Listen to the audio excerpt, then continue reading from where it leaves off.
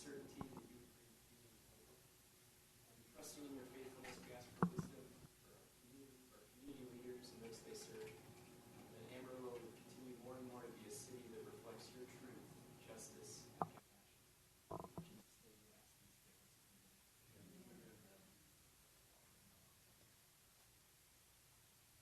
Oh, say, can you see by the dawn's early light what so proudly we hailed at the twilight's last gleaming, whose broad stripes and bright stars through the perilous fight o'er the ramparts we watched were so gallantly streaming, and the rocket's red glare, the bombs bursting in air, gave proof through the night that our flag was still there. Oh, say does that star-spangled banner yet wave o'er the land of the free and the home of the brave?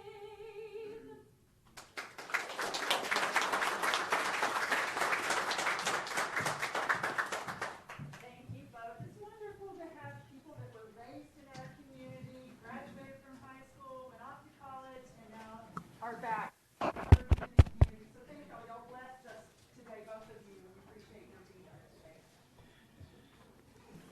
Oh, great. Microphones. Okay, before everybody sits down up here at the head table, we have a proclamation to read that I've asked Mayor Pro Tem Frida Powell to read regarding Older Americans Month.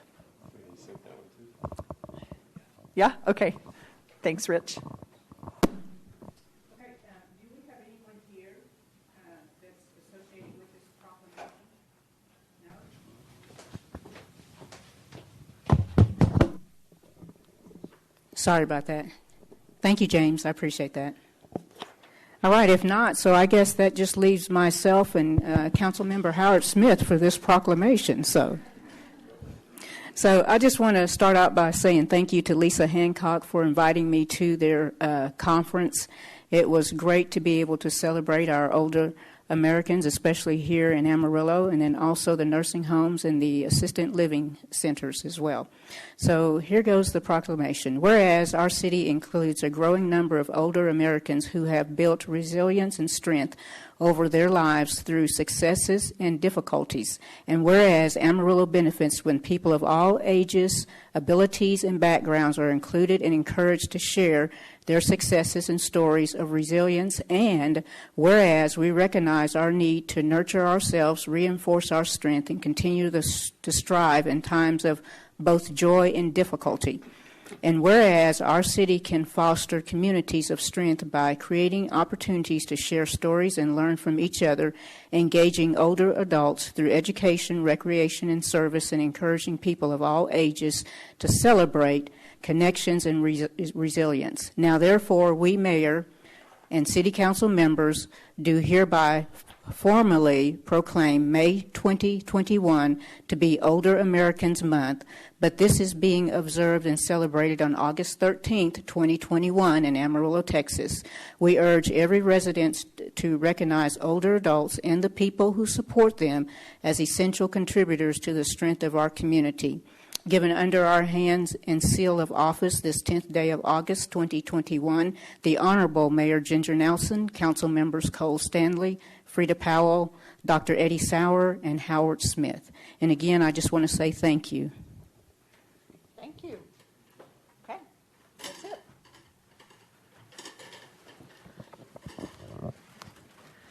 Okay, the next item on our agenda is public address, and I will pass that to our moderator. Thank you for participating in today's City Council meeting. Your input and your opinions are important to us, and we are glad you're here to share them. At each posted meeting, we invite our fellow community members to address the City Council regarding posted agenda items. Based on the number of speakers today, we will limit comments to 2 minutes. At the end of 1.5 minutes, a warning beep will sound from the dais to alert that you have 30 seconds left to wrap up your thoughts. We ask that you stay within the 2 minutes allotted. In accordance with the Open Meetings Act and state law, speakers are asked to limit their comments to items posted on the agenda. Doing so will ensure we are following the guidelines and are able to have an effective meeting for all. Thank you for your consideration for this process and for your valuable input. When you come to the microphone, please state your name and if you live in the Amarillo city limits. Our first speaker today will be Craig Gaultier, speaking on item 3D, and following Mr. Gaultier will be Gina Cravey, speaking on item 1B. Is Mr. Gaultier here today? Okay. We will give him an opportunity if he arrives. First up, we'll have Miss Gina Cravey. Is she here today? Hi there.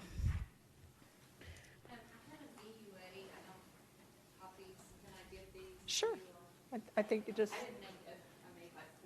Okay, we can share. We are happy to share. Gina Cravey, I work here in Amarillo, Texas. Before my time begins, I want to make sure I say my disclaimer. Is it on? Sorry. Hello. There you go. Okay. Now we hear you. So before my time begins, I want to state my disclaimer. Being here today, I'm not representing my employer. My thoughts and concerns here today are my own. There have been EUA updates for monoclonal antibodies like Regeneron, and now many SARS-2 positive people over the age of 12, and even those exposed to a SARS positive patient, may receive prophylaxis treatment.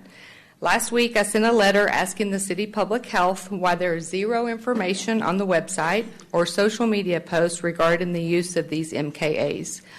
While our city's hospitalizations and positivity rates have been rising, there has been little to zero discussion regarding who meets the criteria for these and where to get them. These treatments are ways to keep people out of our hospital and are available at no cost to the patient with a physician's referral. However, it is like a citywide Easter egg hunt trying to find this information and get it shared with our community. Last week, our fully vaccinated governor of Texas tested positive for COVID, and he received Regeneron. I'm thankful he was able to receive that, but and he knew about it. But do you know who doesn't know about it? Most of the population here in Amarillo does not know where to get this, does not know if they qualify for it or where to find it. So let's talk a little bit about disparities. The largest percentage of COVID infections and deaths in Texas occur in Hispanics. If you want to make a difference in the underserved, get this information out to them who are at most risk to show up in our hospitals while also making it available to everyone in this community. There should be no mystery here. 2 weeks ago, my 75-year-old aunt with hypertension, coronary artery disease, and status post her second bypass surgery in March contracted COVID. We found a physician here that would treat her early, and I asked about the MKAs. I found an infusion site. We got her infused. She was dancing at Pampa Fest last week. Both of my parents, age 77 and 79, several comorbidities, asthma, obesity, CAD, contracted COVID. Thank God we didn't listen to the advice at the time of the NIH to wait until they turned blue to show up to the hospital. We found early treatment, and they are here and alive. Give the public information regarding the vaccinations, but also provide them information about life-saving therapies that could decrease hospital utilization and remove some of the burden on the physicians, nurses, and other medical staff. We appreciate your comments. www.texmed.org has this great information, and we could get that to our community. Thank you, Ms. Cravey.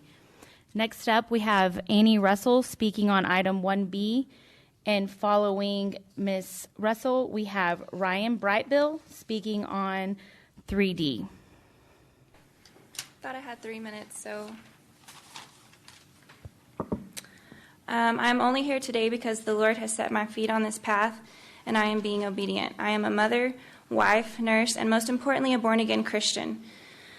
I speak on behalf of myself and so many others in our community that share my concern, frustration, and passion for the injustice that we are enduring on a national and local level. It is the Holy Spirit that gives me the strength and boldness to speak to you, but I speak in love, which is truth, as I am commanded to do so. So if I say anything today that offends you, then perhaps consider that the Lord is bringing conviction to your heart, and I pray he does. After attending my first city council meeting a few weeks ago, I was deeply disappointed in some of my leaders' lack of compassion and passivity for the people fighting for their lives. Almost every response was CDC this and that. Have you neglected to do your own research? It seems the majority of you lack knowledge when responses center around follow CDC guidelines and recommendations. Obviously, the CDC's instructions are not working on a national or local level. Look around at the chaos. I have only 2 minutes. Therefore, I am unable to present the proof and data of some of my next statements, but what good will that do if you don't have a change of heart first? This COVID vaccine is not safe. Since VAERS was addressed at the last meeting, there has been increasing numbers of deaths, which is above 13,000 now. Also from the vaccine are more than 54,000 hospitalizations, almost 1,200 miscarriages, and more than 17,000 permanent disabilities, noting that the VAERS is widely underreported. Even these numbers are not worth the risk. People need and are entitled to true informed consent, which includes that they could die or face lifelong physical and neurological disabilities.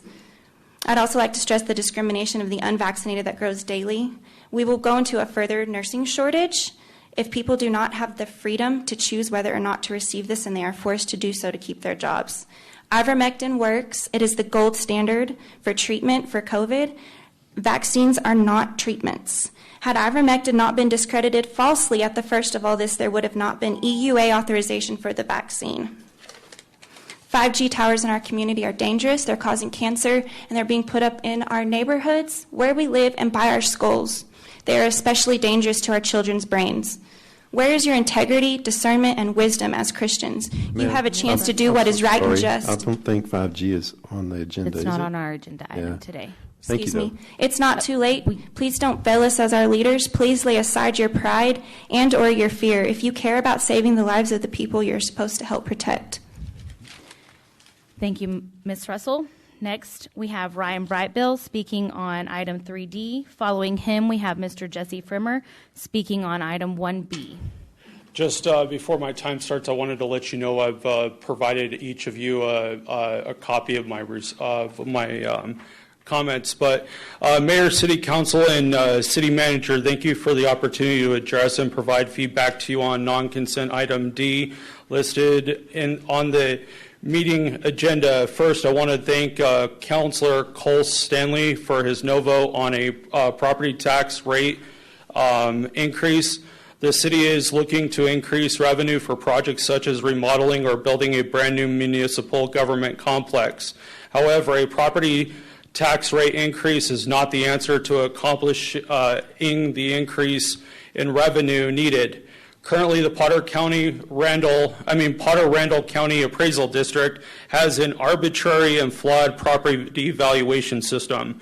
With protesting the property valuation of 1924 Cedar Street in 2020 and 2021, I have found the proposed value of the property to be too high, and the property is valued unequally compared to other property in Pratt.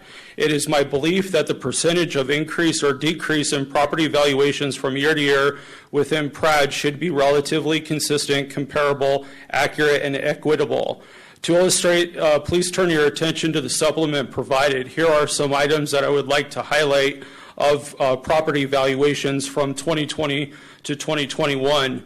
In my neighborhood of Avondale, where the properties are valued at less than $100,000, my neighbors saw a consistent 9% spike. The property owned by Councilor Freda Powell, whose property is valued at approximately $85,000, saw a 7.4% spike. Councilor Eddie Sauer and Councilor Howard Smith and Deputy City Manager Kevin Starbuck, whose property values are greater than $198,000, enjoyed decreases. Mayor Ginger Nelson, whose property is valued at over $500,000, saw only an increase of 4%. The Pratt Chief Appraiser Jeffrey Dagley, whose property is valued at $200,000, saw a measly 1.2% 1.5%. From my thorough research, it appears Bill, yes. we appreciate your comments. Oh, sorry. Your 2 minutes is up. Sorry. That's fine. Next up, we have Mr. Jesse Frimmer speaking on item 1B. Following Mr. Frimmer, we have London Culp speaking on all items.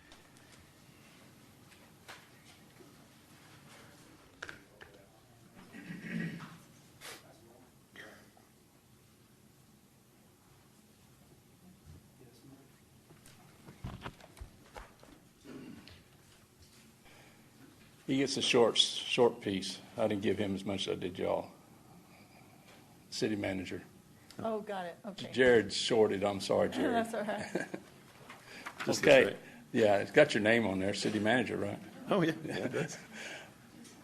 I'm Jesse Frimmer, 5723 South Mountain. I'm discussing the COVID situation. I went to the dashboard this morning, and I pulled up numbers that you see before you on the that I made there.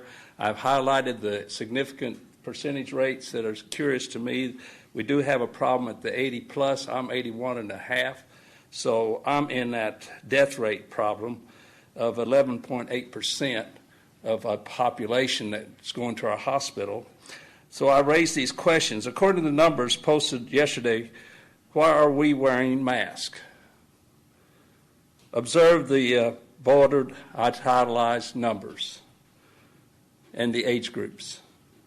Have you raised the questions about the early stage use of hydroxychloroquine plus zinc? Invetermicin, which the young lady mentioned earlier, that drug has been satisfied by the Indians. They had 340 million people in their state, and their death rates diminished when they started using that drug as a treatment rather than trying to use a vaccine. So I'm with that young lady's comments about that drug. And you do not have to go to the hospital when you use that drug. So we could cut down our hospital concerns if we would just use proper medication and quit using the vaccine. I apologize for the spelling of the drugs because I'm not a very good druggist. I don't know these words very well, so you'll pardon me for those words, the spelling.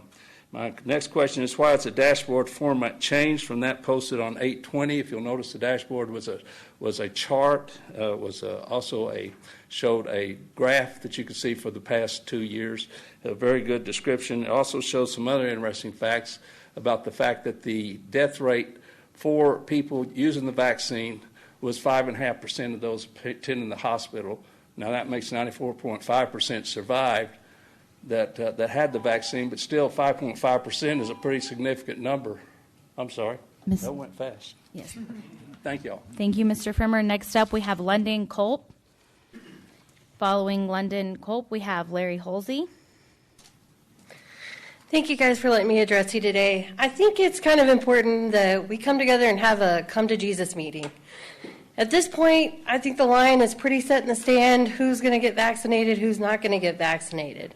So maybe we need to come to realization that we need to be a proponent of early treatment. I have several friends, they're unvaccinated, and at the point where they got sick, it was too late to get vaccinated. Then they go to the doctor and they're saying, come back, you're not sick enough. We can't do anything for you, you're not sick enough. And this is several occasions. This is not an isolated event. I know you guys don't have any controls over what the clinics do here, the doctors do here, but if our public health can get with our doctors and share this information, I'm friends with doctors. They are getting the information about hydroxychloroquine and ivermectin. These are not mysteries that the doctors are not receiving. They're getting this information. Why are we telling patients you're not sick enough, come back when you're sick enough that we can do something for you? This is unacceptable. Just to the point that we're not going to take care of people because they're unvaccinated. Dr. Sauer, do you turn people away because they didn't brush their teeth? It's the same concept. We need to take care of our community. We need to be creative. And pardon my French, but screw the CDC. I'm not sure that what they're doing has been very effective anywhere. The numbers that we're getting for vaccine breakthrough cases are only from January to April. So we don't even really know what our breakthrough cases look like. We can get a glimpse ahead of that as to what's going on in Israel and the UK, and maybe we need to start paying attention to that and also, being a harder fighter for early treatments. And I would really appreciate if we could use our advertising dollars to just not be proponents of the vaccine, but also be encouraging that early treatment is key. Get to your doctor, don't wait too late, and please get these doctors to get people medication. Thank you, I appreciate it. I pray for you all, and I thank you guys for letting me talk today. Thank you, Ms. Culp. Up next, we have Larry Halsey, followed by Barbara Cromer. Hey there. Hope you all are doing great. Appreciate you guys and your service. I know this is probably a very thankless job, and maybe more than that. But anyway, thank you so much. So my wife and I, Heather, we're business owners and property owners here in Amarillo. We have 4 kids. We love what this area of the country represents. We're from Abilene originally, but we've been here about 12 years. And those values, American values, Texas values, like faith, truth, morality, freedom, most of all freedom. I got to say, we know there's an assault on freedom in our country, even in this area, and especially in the area of medical freedom. I was very disappointed when the council voted last year, or earlier this year, whenever that was, to fine business owners for not forcing their customers to wear masks. I thought that was just like that was just tyranny. And I know that you guys all have your heart in the right place. I'm sure you're looking to protect people, but I believe it was a violation of our freedoms. I thank God that our governor has overturned the mask mandate that allowed this attempt to control the lives of the free citizens of this great state. Because of the history of this vote is why I'm here. And I want to urge you guys to please stand against any further medical tyranny in our community, especially in the area of vaccine mandates or passports. I would ask that you guys pass an ordinance to ban all such items, all vaccine passports, all vaccine mandates, anything of this sort. I would ask you guys would please ban those items. Due to the approval, quote unquote, of the experimental Pfizer jab yesterday, I fear that this council could be pressured to use this approval as a license to further erode our freedoms. We all know this was a rushed, sloppy approval driven by greed, and we heard the VAERS data. We all know what's going on with that. Tons of adverse events, tons of deaths. So the science shows that the Pfizer jab neither prevents disease nor transmission and does not improve mortality. Mr. Halsey, we thank you for your comments. Okay, great. Thank you. Up next, we have Barbara Cromer speaking on item 1B, followed by Michael Ford. Okay, I am Barbara Cromer, and I do live in the city of Amarillo. Ms. Cromer, will you push that microphone down towards your there you are. Is that better? It is better. Okay. Thank you. Anyway, I was very excited to hear Frida talk about the Older American Month and that we need to nurture the senior population and serve them. And this is, of course, something I have spoken on many times.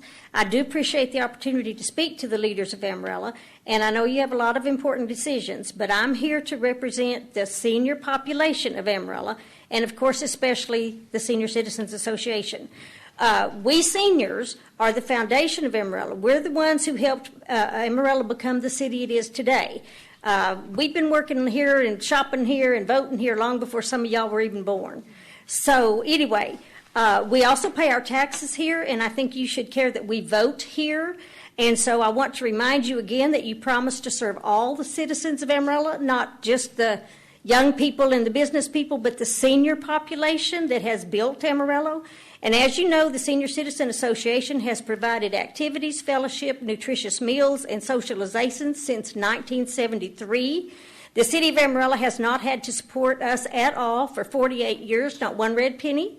And I'm not even asking you to support us now. I'm asking that you award us $2 million of the $40+ million of ARP money that is supposed to be distributed to nonprofits in Amarillo.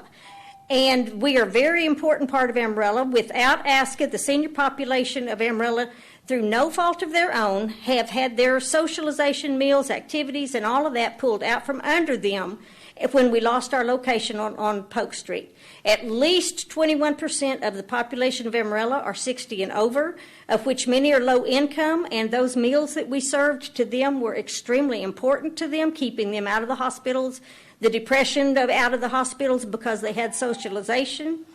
And recently, Hereford had Ms. a big Cromer? news. Ms. Cromer, we thank you for your comment. Well, let me finish this one last thing, because Hereford, a little bitty town, has just had a huge thing on the news and on the newspaper, what they are doing for their senior citizen association, and Amarillo hasn't done one thing for us. So think about what you're going to want to be available for you when you are a senior citizen.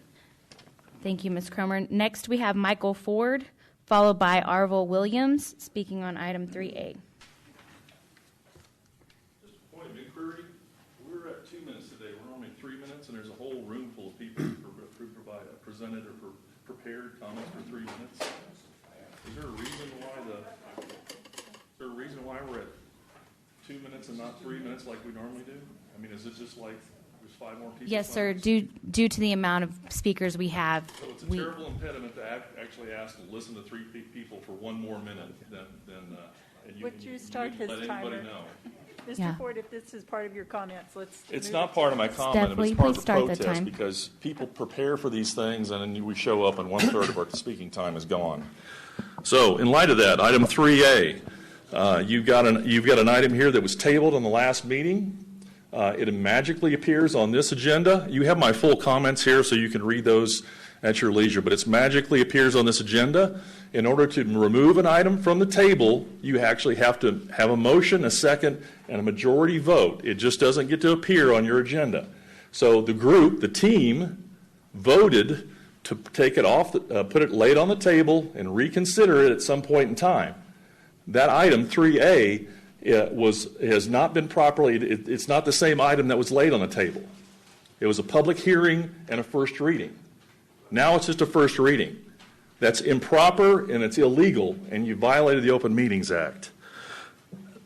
Over a month ago, the city manager, item 3D, informed the media that a decision on the CO petition would be rendered within 21 days deadline. It's over a month, and we have no word from the city. In response to the vacuum of information coming from the city, I have the following questions. Has the city reached a decision as to whether a valid petition has been submitted? If yes, then what is the city's decision? Who has made the decision regarding the petition's viability? The city secretary, the city manager, or the city attorney, or someone else? If the city has determined that the petition is invalid, A, have the individual members of the city council been briefed as to the basis for this determination? If not, why not? Has the city explained the reason the petition is invalid to the organizer, Craig Gultier? If not, why not? Is it the city's position that it need not explain to anyone, including the residents of Amarillo, why it has made this determination? And D, is it the city's position the city council has absolutely nothing to say as to whether the petition is valid? Question 5, does the petition's existence have anything to do with this agenda item, item 3D, to consider repeal of this notice of the intent to issue certificates of obligation? The Amarillo City Council members and the residents of Amarillo deserve answers. Mr. Ford, thank you for your comments. Yeah. Up next, we have Arvil Williams speaking on item 3A, followed by Alan Abraham speaking on item 3A. Good afternoon. My name is Arvil Williams. I live at 1313 Northeast 3rd. My wife and I own 2 properties that are subject to the rezoning initiative of the North Heights Addition. Properties we've owned for 13 years and 16 years individually. We bought those properties, we improved them, we've occupied them, we've paid taxes in full compliance with the zoning laws that exist.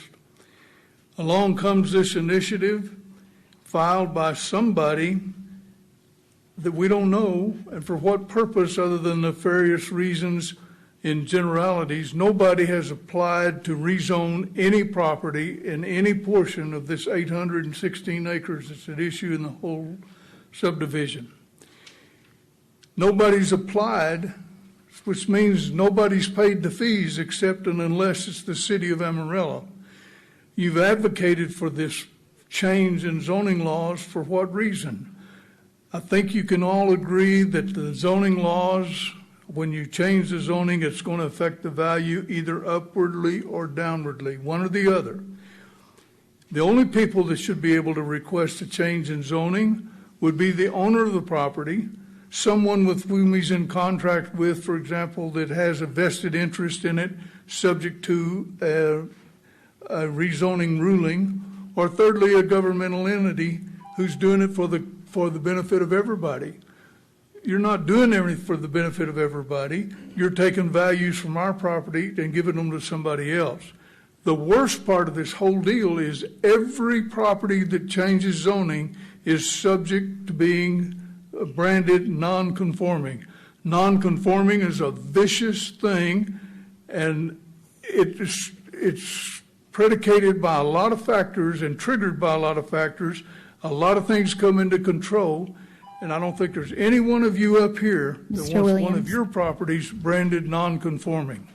Mr. Williams, thank you for your comments. Next up, we have Alan Abraham, followed by Mr. James Skank. Abraham, Amarillo resident. I want to focus on quality development in the North Heights. The definition of insanity of doing the same thing and expecting a different result has application to the decisions you're being asked to make today about North Heights. Keep the status quo and hope for a different outcome, a better future. That's not being rational. What you see on the ground right now, development-wise, is the long-standing results of an outcome from current zoning. So honestly, is anybody here interested in seeing new commercial development along Amarillo Boulevard from Polk to McAllister? Would you like to see St. Anthony's Carcass come alive with senior living, senior housing, entrepreneurial activity? Are you trying to find some new vacant parcels of land close to downtown for infill in Amarillo? Would this city council like to have a durable justification for investing new tax dollars in North Heights infrastructure? What about upgrading city services to reduce community deterioration born of municipal neglect? Zoning rules do not, they cannot guarantee quality development. I know that. But I also recognize the insanity of doing nothing and expecting a different result. I can't think of anything more fundamental you can do right now to influence a stronger future for North Heights than rezoning. And North Heights is asking you for your help, and they're doing it through a process you initiated and approved in 2017.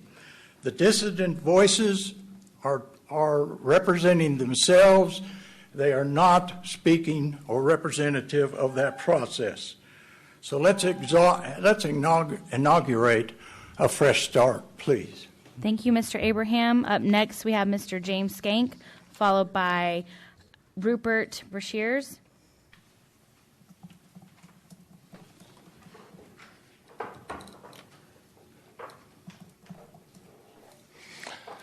Good afternoon. I can't believe we went to 2 minutes, because that's another point that I was going to be making about what's gone on with our public comments, and restricting is even getting worse. And all the way down to the minutes that we're keeping now, we're relegated to just our name and our address in reference to when we're making a comment. There's no information about what we spoke on in the minutes. Maybe you'd have to go back to being online. But back when Francis was running it, not to get it, there was a comment about what each individual talked about. Okay, the budget report. One of the things that I would like to have an update on the reserves regularly that are kept in the reserves. Update on taxes lost, like you say, with senior citizens getting frozen on taxes. What about tax abatements? How much money are we giving away in tax abatements? And we brag about our lowest taxes. According to the reserves formula, from what I understand, maybe you can speak to this, it appears that if the $31 million that we just increased in the budget, we're going to have to sweep $7.75 million over into reserves. I don't think any citizen, including myself, who's followed this for a long time, actually understood that's what you were doing. And when you have in excess of $100 million, there's some questions going to be asked about how you're fiduciarily using the money. It may be a nice thing, but it's not for the citizens. And then the waste of money that's gone on with 3D in reference to going after the $35 million thing. I'm glad for Craig. And I get interesting how it seems that COs are a way of circumventing the 3.5% top by cities. I'm sorry. Thank you. Thank you, Mr. Skank. Up next, we have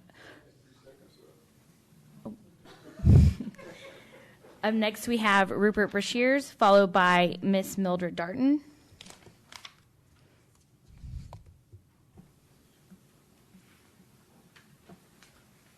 God bless you, Miss Mayor. Peace be within your walls and prosperity within your palace. I want to talk about 007. I'm not talking about James Bond. I'm talking about the 3 numbers to your bar number. 007-94360. Remember them real well with the greatest respect because you might lose them. Thank you, ma'am. Thank you, Mr. Brashears. Next, we have Mildred Darton speaking on item 3A.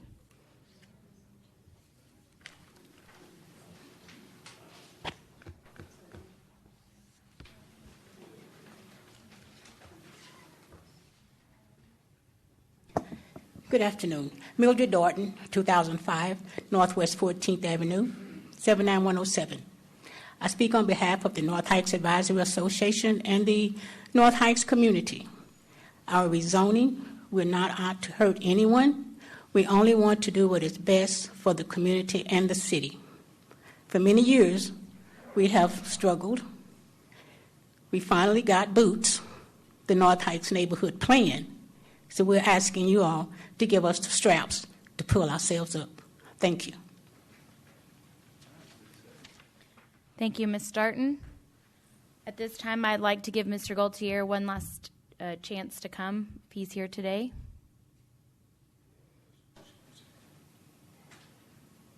All right, at this time, we thank you for your comments.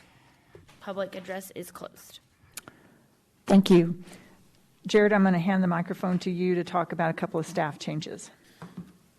All right, Mayor, I'm really excited to touch base on, we've had a number of personnel changes here recently. Of course, we've already talked about our city secretary position, how we filled that with Stephanie Coggins, and she's sitting in the chair for the first time today. Yesterday was her first day at that in that post officially, although she's been side saddling for a couple of weeks now. We also want to introduce Andrew Freeman, who used to be the managing director of planning and economic development. Andrew, stand up. Come on up here. He is now our assistant city manager. We had a vacancy in the assistant corps when our former deputy city manager, Kevin Starbuck, left. I'm not making a deputy designation at this time. However, Andrew is going to take that third slot with the assistant city manager's role, joining Laura Storrs and Floyd Hartman. Andrew has a lot of experience, has 3.5 years of city management experience, but also has a lot of time in planning and economic development and a lot of other things. Been working with cities for almost 14 years, I believe. Is that right? So started at a really young age. Was in San Marcos for a number of years, was in Tulia as city manager, was in Plainview as assistant city manager, and was here as director of planning and then, director of economic development, then managing director of planning and economic development, and now assistant city manager over all of those same departments plus a few more of Kevin's departments. I put a organizational chart in front of you. And Andrew, do you have anything you wanted to say? No, just looking forward to this new role and being a part of the city management team. We're glad to have you on board. Thank you. All right, thanks, Andrew. And I'm real excited about my team. Another part of our team. Another part of that announcement. I wanted to get Rich Guyon to stand up. Come over here. Rich is has previously been our director of information technology, and has brought a ton of private sector experience as a. Rich, give us a little bit of your background, because it's Some of it's classified, but give us the background. Yeah, I was Director of Infrastructure, Global Infrastructure for GameStop, Global Vice President of Engineering for a data center company called F5 Networks. So I had about 680 engineers around the globe, 36 directors, and a number of managers.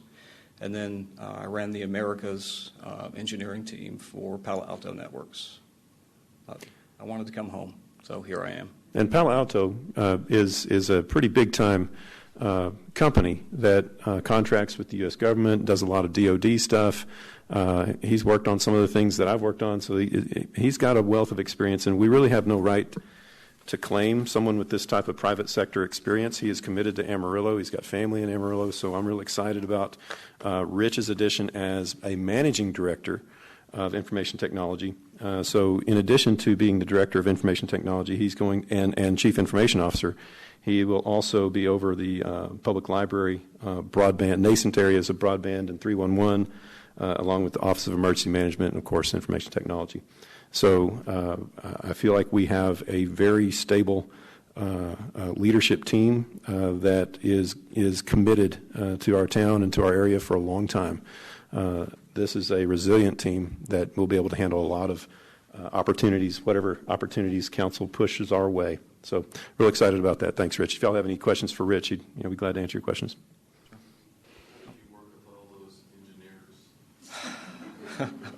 I'm a very... I am one. That helps. That's where I started. I started with an engineering background, so I kind of know how their brain works. You just have to learn to bridge that from engineering to business, right? That's really the key. I'm very patient.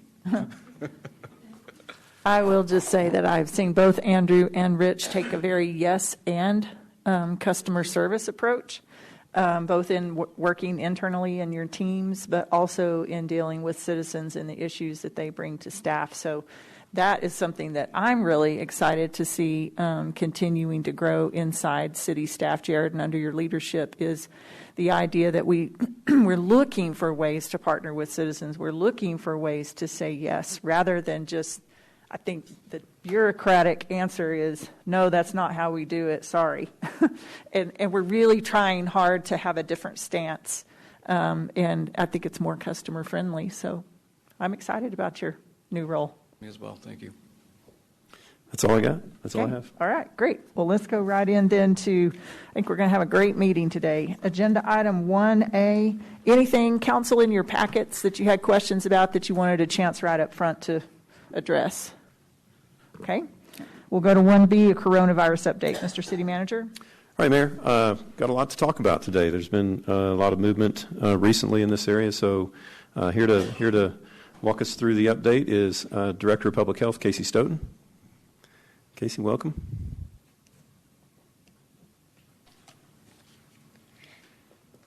It's always nice when someone short gave the comment last.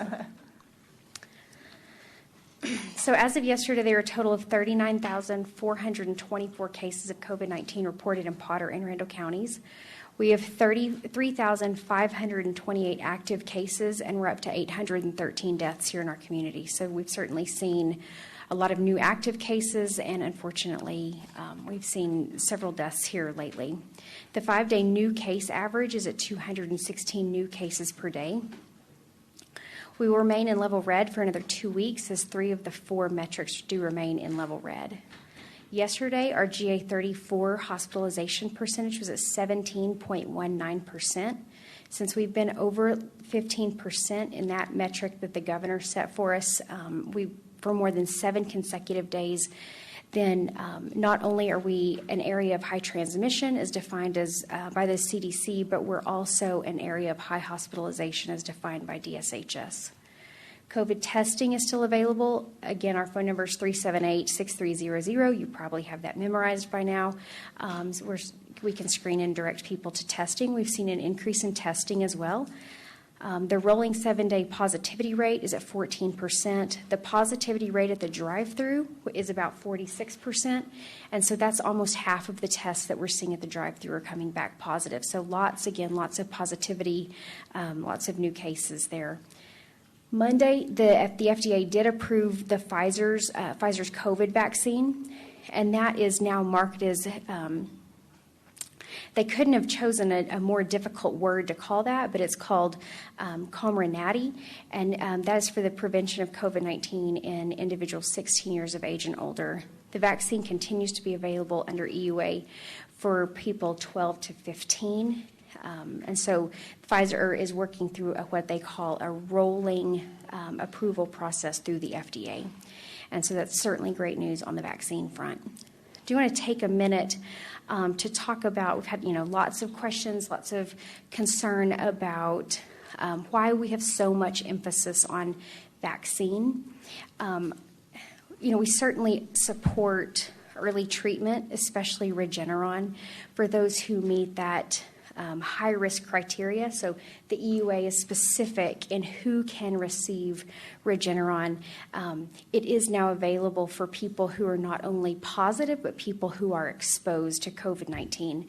Again, you have to be in those high-risk categories.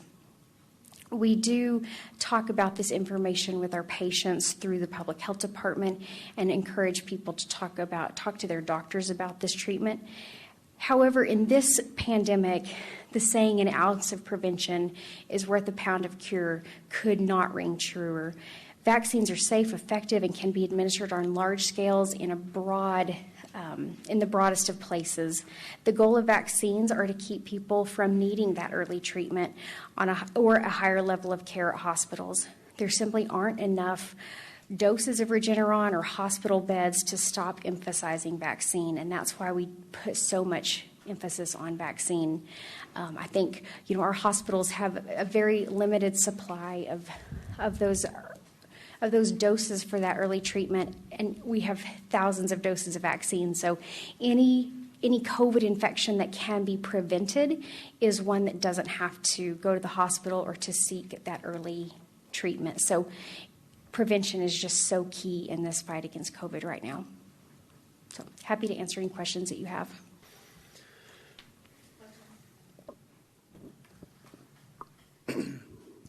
Councilmember Stanley, do you have a question? Sure.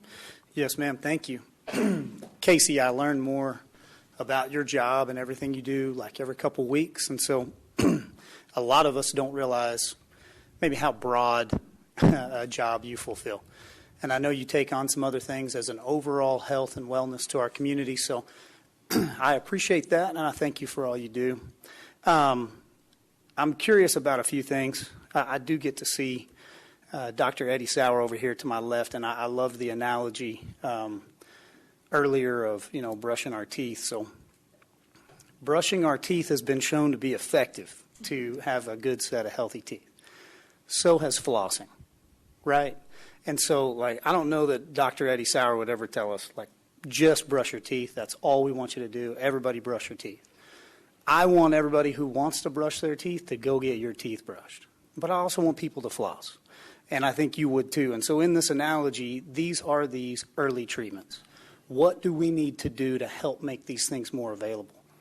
Why would we sit back right now and know we have just one angle at this? It's so important. And I'm a person that takes this serious. This is very serious. This can become a very serious illness. And I don't want to have any more friends laying in that hospital bed that they're having to pronate and that they have intubated. And so because of this, I don't want to put everything in my hope and my faith in a vaccine. I also don't want to be fearful and overreact against personal freedoms. And I know that we can balance personal freedom with personal responsibility. And so what can we do to bring these MKAs into our community? We're only a community of 200,000+ people. This can't be that difficult. So, we have submitted a request to the state on to have another opportunity for an infusion site. And so that's one opportunity. And right now, Northwest has an option for that, and BSA has an option for that. But it is something that it's done by infusion, so it's certainly a little more difficult. I mean, there's another method, but certainly for people who are, if we're talking about early treatment, that is done by infusion. So it's not something that can be done just, in a mass, kind of process like we worked with vaccine at the Civic Center. But nevertheless, your question was, so we are working with the state on that process to set that up, like we've talked about the nursing shortages and those things. So we're working with the state on that to try to bring more resources here to our community. But prevention is so critical. So when we're talking about prophylactic, ivermectin, hydroxychloroquine, some other things like that, what's available with our doctors? So, we've talked to Dr. Bell and to Dr. Weiss and Dr. Lamentier, and those treatments just aren't approved for the treatment of COVID-19. They're just so ivermectin's not able to be prescribed by a doctor, or hydroxychloroquine. They're not approved for the treatment of COVID-19. There may be some doctors that prescribe them, but Dr. Bell, Dr. Weiss, and Dr. Lamentier, they're not approved for those things. Okay, so I get where you're coming from. May be able to be prescribed by your doctor, but not necessarily stated from the CDC or FDA that way. They're not stated in like high quality studies or by physicians, so I know that there's a lot of feelings about that and a lot of concern about that, but according to our team here, it's just not an option. Well, and I think if we separate those feelings and those fears from this vaccine initiative, I'm not saying don't go get vaccinated if you choose to. I'm saying even if you're vaccinated, you should be looking at these secondary lines of defense. And so how do we get this message out? How do we inform the public? How do we protect ourselves? Some of us up here have taken ivermectin, hydroxychloroquine when we got sick. So we may have some personal testimonials. So through the public health department, we can't. So Okay. our health authority, that is not something that we will do because it's not an approved resource for us. So we, through the health department, will not. Patients are welcome to talk to their physician about that. And if it's something through that patient-physician relationship that their doctor chooses to do, but through the public health department, we cannot. Very well said. I appreciate that. Yes, sir. So, Cole, here's what I would tell you also. I've been following those very closely because I think it's important that we have those opportunities. One of them being ivermectin. And ivermectin's had several studies that came out that were really good. But the problem with ivermectin is there's been some studies that have proven that it has no effect at all. And then the most quoted ivermectin study that is out there, they had to pull the study because they had doctored their findings, and then on top of that, their article was completely plagiarized. And all of that basically pulled, and it was the biggest study. It was over 400 people. So when you pulled that study out, and then because you can't use the results because the results now become unverifiable, now then that leaves that there's not a body of evidence that categorically says that ivermectin actually works against that virus. Because of that, in the position that public health would be, or in the position that I would be whenever I'm talking to my patients and they're asking me questions, I can't say that's an okay thing to do because there's no evidence. There's not enough evidence out there. And that's the one thing that we're watching, that we're actually experiencing that's so different than has ever been before, is the fact that we are living through a pandemic and we're trying to figure out how to treat it instead of like all of these other diseases that have come along that have been dealt with 10, 15 years worth of studies. We're watching this develop and things change as they go. And for a period of time, ivermectin was considered to be potentially a gold standard. And then all of a sudden these things crop up, and then you find out that individuals doctored their studies to make them look one way, and they're not actually that way. And so it leaves somebody like Casey, or if you're the head of the hospital, you're the medical director, it leaves you at significant risk if you say, yeah, this is a great thing to do, and then somebody comes around and then, because there is a study that actually shows that ivermectin does keep more people out of the hospital, but those that go to the hospital actually vent quicker than those without ivermectin. I'm really glad to be So there's all of this going on. So that's the reason she's in the position that she's in. Glad to be seeing both viewpoints because citizens have both viewpoints. Back to where public health's role is, you don't prescribe any medicines at public health, and you do what Dr. Bell authorizes because he is the clinician at the top of your authority chain. So I just pulling us back to what public health promotes comes from the CDC, comes from Dr. Bell, and Dr. Bell's opinion in interpreting the studies that are currently out there, if I'm understanding correctly, is that's not a treatment authorized by the FDA. Correct. Okay, so back into what our public health is, its role and its authority is. Correct. Okay.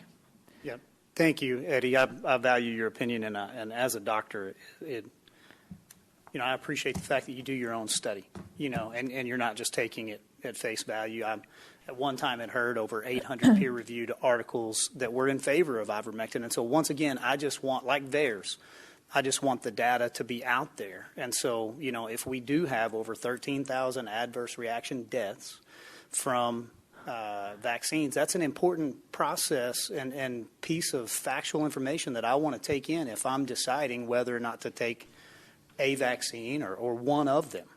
Any other questions directly for Casey on public health? One other question. So we can move on down our agenda, I think. Yes, ma'am. Okay. The total counts, I'm just curious why we continue the count, why we didn't start over at the year, like we do with flu or anything like that. We're reporting total cases. On this, Cole? Yes, ma'am. Okay. On our report. Is there a reason for that, or is that just where we're at because it's a pandemic and we... I think that's certainly kind of been shown to be the best practice. It's what we're doing as a society. The U.S. is counting total cases. It's like we haven't with flu. We typically have a break in the summer, and so there's a kind of a defined season. With this, we haven't had a defined break, and so we've, it's just stretched out almost 18 months, and so I think it's important that we know how many we've had over that time. Whereas with flu, we have, kind of that season of like October through March-ish is kind of that typical flu season. Thank you for letting me ask those questions. I appreciate it. Sure. Very helpful. Yeah. Any other questions for Casey? Okay. Mr. City Manager, anything else on COVID? Thank you, ma'am. Casey.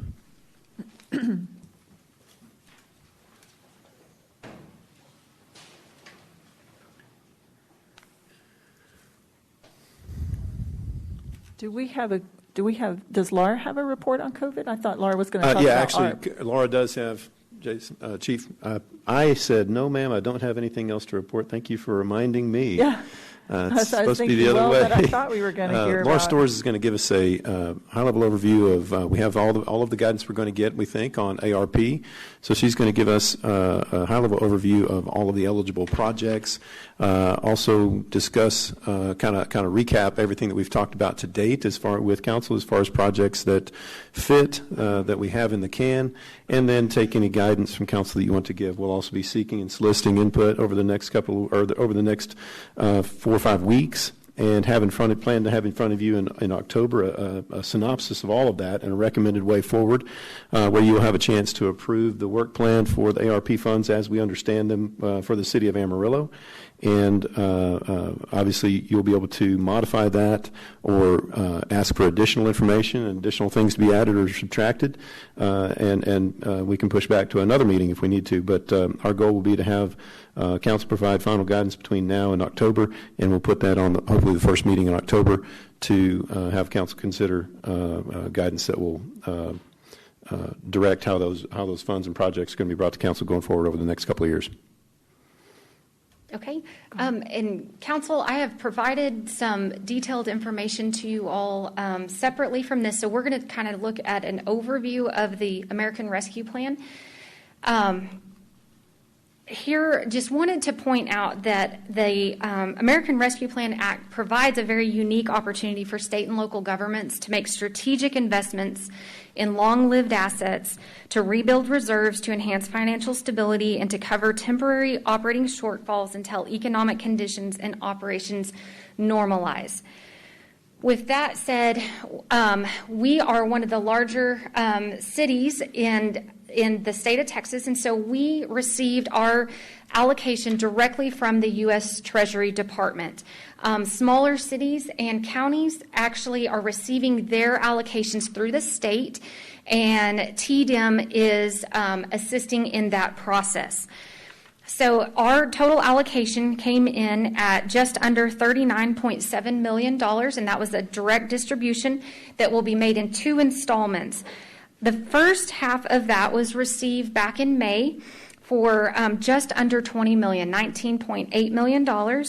And the second half will be received no earlier than 12 months after the first distribution. So at the earliest, that would be May of 2022. As Jared mentioned, there is an interim final rule that was issued back in May of 2021. And it had a lot of outlines on the eligibility of the uses. As far as that's concerned, they did open it up. The Treasury opened it up to take comments through the end of July. And I have here, we show that there was almost 1,600 comments received by the Treasury Department, and they are still working on those. So they are actively putting new FAQs out and trying to answer these questions as they go. And yes, we have actually submitted a question or two and have not received anything back yet. With that, we are expecting there to be a final ruling at some point. We don't know when that is, but they're still collecting all of that information from the comments, providing answers on it, and then everything we're hearing at this point is there should be some sort of a final rule at some point in the future. We do have reporting that begins. It is due by August 31st, so the end of this month, and it's for spending that was made through July 31st, 2021. Now, we have not expended any of these funds yet, so it will be a very short report for us. And again, a reminder, these funds must be spent by December 31st of 2024. There are 4 major funding objectives that have been outlined through the Act. So they are to support the urgent COVID-19 response efforts, to continue to decrease spread of the virus and bring the pandemic under control, to replace lost revenue for eligible state, local, and territorial and tribal governments, to strengthen support for vital public services and help retain jobs, support immediate economic stabilization for households and businesses, and to address systematic public health and economic challenges that have contributed to the unequal impact of the pandemic. So per the interim final rule that was issued back in May, there were 4 main categories on the eligible use. The first one was for public health and economic impacts. The second was for premium pay. The third was for revenue loss. And the fourth was investments in infrastructure. So what we have done is we have combed through the interim final rule. It's a very large document. We've also been watching the FAQs as they are updated pretty regularly and trying to track based what we have heard from council, also from the community, and we've tried to kind of put together some broad categories that we feel would be good recommendations for use of these funds. So the first category here on the investments in infrastructure, we are looking at a project for broadband, as we've discussed in council before, and there's an eligible use within this act for those areas. And then also water and sewer could be a possible infrastructure eligible use that we could use some of these ARP funds for. Revenue loss, there is an actual calculation that the Treasury Department put forward for revenue recovery for city services. And so we would recommend moving forward with capturing the revenue loss for the city of Amarillo. Also, under the public health and economic impacts area, there are some areas related to tourism that could be eligible in the American Rescue Plan. There's also, and this came out in one of the recent FAQs, parks is actually an area that could parts of it could be eligible for use within the act, but it would be only in certain defined areas. So think more about the CDBG covered areas, the HUD covered areas of the community. There could be some dollars that could be spent on some parks or some park improvements there. Homelessness is discussed a lot through the American Rescue Plan, and there are some eligible uses to help with homelessness. That could be for certain services, but also possibly for housing related to homelessness, and just helping getting that population into a safe place, especially in the midst of a pandemic.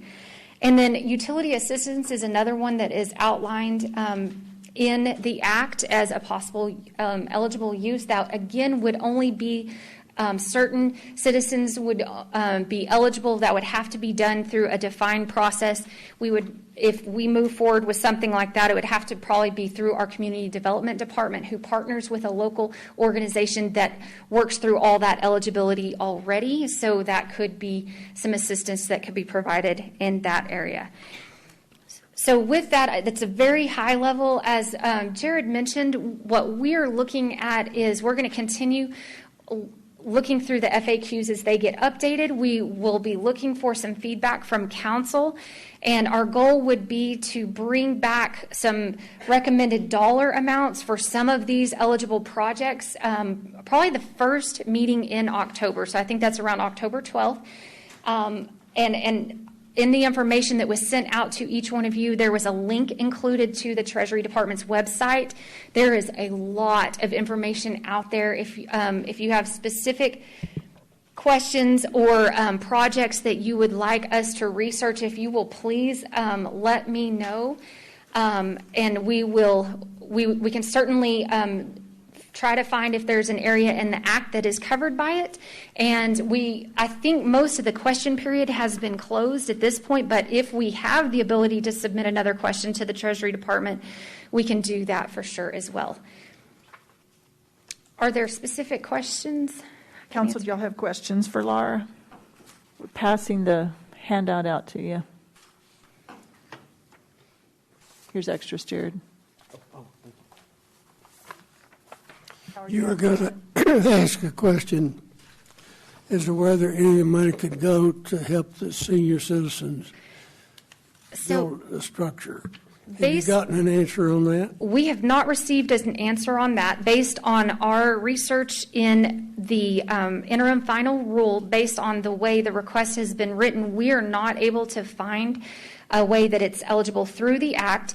But as I mentioned, we did go ahead. That was one we submitted to the Treasury Department, and we have not heard back yet. But you can see they have been inundated with quite a few questions, and so it may just take some time to hear back, and we'd be more than we will pass that information along to you guys just as soon as we receive that back. And what we know so far is that it says that ARP funds cannot be used for facilities. No.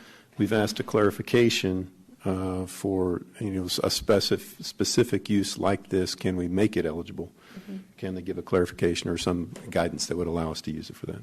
Yes. Okay. As far as facilities are concerned, the only eligible use that we can find is if it was specifically maybe a public health facility that is actively working through COVID-19 services. Ms. Storrs, I appreciate the status update and the research that you and your team have been doing, and thank you for bringing more detailed information to us. Appreciate it. Thank you. Okay, thank you, Laura. Okay, item 1C is a public safety report. Jared? All right, Mayor. We have both our police chief and fire chief here to give us just an overview and update on public safety. So we're going to start with Fire Chief Jason Mays. Chief? All right. Set a stopwatch, make sure I don't go over, get too excited talking about all this. Okay, well, thank you so much for the opportunity to be here for our citizens here, citizens that are watching, and council, mayor, our city management team, and co-workers. Thank you very much for this opportunity. This update today for our part of public safety will be material taken in status and data taken from January 1st to July 31st. That was the most recent data that we had to combine into this presentation. So in this, my aim here is to just to re-review some of the parts of the part of our department, or the services that we provide. I'm going to cover some very basic data response from the time range that I mentioned, and I'm going to talk about some of our ongoing projects, recently completed projects, as well as some goals. So a few facts. We were established in 1897, in January 1897. We have 279 uniformed members that serve the public. We work in 24-hour shifts, A, B, and C, and we respond from 13 fire stations strategically located around town. Of those 13 fire stations, 4 of those have 2 company stations, which means that that station has 2 trucks, and on each one of our trucks we have 4 firefighters assigned to each. We do have 17 frontline trucks, 4 ladders, the rest are engines, and each shift has 2 shift chiefs assigned, and basically they're the incident commander for first alarm and above calls. Next slide, please. Okay, this map's a little bit busy for a slide here, but we have some good information on here. This map shows our station and district locations and our average response times within each district. The red numbers are the district. The bright colored jigsaw pieces are the boundaries of each district. The building icon shows the physical location of each fire station. The underlined numbers in red, for those that are underlined, are our 2 company stations. The paramedic icon shows the locations of our 3 paramedic engines. The command unit icon shows the location of the 2 shift chiefs on duty. The black numbers in each district show the average response time, and this is the drive time from the moment they leave the station, how long it takes them to get to average of each call within their district. And our response time, as you'll see so far for this year, is 4 minutes and 49 seconds. Next slide, please. This slide shows the various services and the programs that we have to care for the public. There are always surprises every time we meet in front of the public and discuss what we do. There are always surprises in some of what our roles are and how we meet the needs of the community. We respond to all sorts of medical calls, hazardous material emergencies, vehicle accidents, including aircraft. We have crews stationed at the airport to take care of any needs there. We have a heavy and technical rescue, and we respond to those incidents. We have a public education component, and we participate in as many events as we can, even in the middle of the pandemic. And yes, we still fight fires, and those being in buildings of all types, vehicles, and of the wildland variety. Next slide, please. This graphic just shows down our call breakdown, and this is according to not so much how the call comes in when we're toned out of a station, but more how the report is completed. And I'll have a few examples of the breakdown because it's kind of vague going through there, where even I had to go through and remind myself what in each category. So in the rescue, those are obviously rescue and the EMS for medical emergencies, vehicle accidents, including extrications. Then good intent column.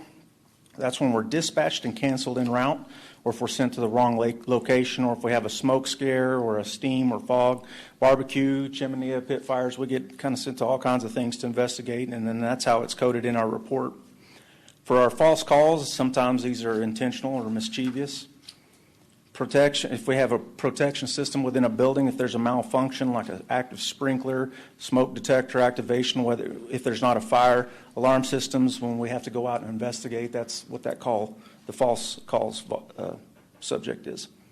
Hazardous condition, this is spills and leaks of any type of chemicals, carbon monoxide incidents, electrical shorts, overheated motor, HVAC systems, down power lines, arcing lines. We get called to a variety of those calls.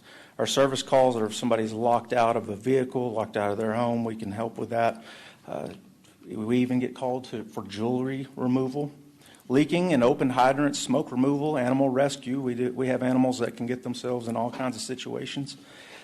We assist PD and other agencies, or lift assist. If AMS needs some help on a call, then we can help with that. And for the rest of this year, we're projecting to be just under 22,000 before year end, as far as our responses. Next slide, please. In this, traditionally, we've always reported, and we typically see things are reported. Anytime there's a fire or damage to a structure or to any type of a building, we always kind of take a less than positive approach on how we report that information. And we're trying to transition, and we've done this with our annual report, and we're looking to integrate this in our press releases, but focusing some, not just on the dollars lost on that particular event or that incident, but we're trying to provide in our annual report positive outcomes. Maybe it's not good news if there was a fire, but maybe better news in the property that we were able to save. So, and where we have gotten this number, as we take the PRAD assessment, the PRAD values off the website minus the estimates from the crews that are investigating the amount of loss on scene, and then we report is the total saved. Next slide, please. Now we're getting to the first slide of 5 projects that I've decided to include in this. Accreditation, we had a report that we presented to council and mayor last month. Accreditation is a never-ending process. It's just a continual look at who you are, what you do, and how you do it, and finding more effective and efficient ways to do that. Anytime we do this, and we're up to look at doing this next year as we prepare to re-up and to decide whether we maintain our accreditation status, we take direct community input and we try to get that in person, feed the citizens that show up to this lunch, and we try to get surveys from them. And from that input that we get, that information, we take that and we present that to a crew that we select, a committee within our department from all different ranges, all different ranks, locations and programs across town, all years of service. And we try to assemble a group of folks that will take that community input, and that's where we get our strategic goals, is which we update council and update our leaders once a year on that. I use this frequently when we're trying to set the direction for our department. And of those goals, just real quick, we want to improve internal communications. It's a challenge for any relationship, working or personal. Improve our training program in accordance to our mission. We want to improve our emergency medical services. Increase how we engage with our public. Be more efficient managing our resources. We want to improve our workforce development to best protect the city of Amarillo. We want to maintain an effective workforce to support our mission, our vision, and our values. And last, achieve and maintain accreditation. Next slide, please. Some of our recent projects also include the end of Prop 2. As you can see, that was voter approved in 2016. Out of this project, and I wrote 150 on there. It's actually, we were able to purchase 155 self-contained breathing apparatus. That's the packs that we wear when we go into a hazardous structure or a hazardous environment. We were able to buy 45 thermal imaging cameras, and that allows us to go and see into a dark and smoky environment. And we're able now to equip each one of our fire trucks with 2 of these cameras if that crew has to break apart to search various locations of a structure. We had 3 fire station rebuilds. The last was completed in March of this year. And our final project that we're in progress of getting done is we were able to acquire the old A to Z building, and rather than that sit unabandoned and for sale, we were able to take that, get into that building, and we're in process of remodeling and getting that ready for our fleet maintenance team to move in. And this team, they're the ones that take care and service our fire trucks when, to keep them on the road and us able to take care of our mission. We're very extremely grateful for the public support in that area. Next slide, please. COVID, its impact on us and the world, and we see it with far too often every meeting. It seems to be show how daunting it is. It's never ending, and meanwhile, us, just like everybody else in this world, we have a mission, and we've adjusted the best we can, as is the world. Since becoming a reality, I've been proud in seeing how our folks with AFD and through other teams that we've been a part of within the city, and seeing how we've all stepped up to meet the pandemic. We were able to send teams and personnel from AFD into the planning efforts and the incident management team.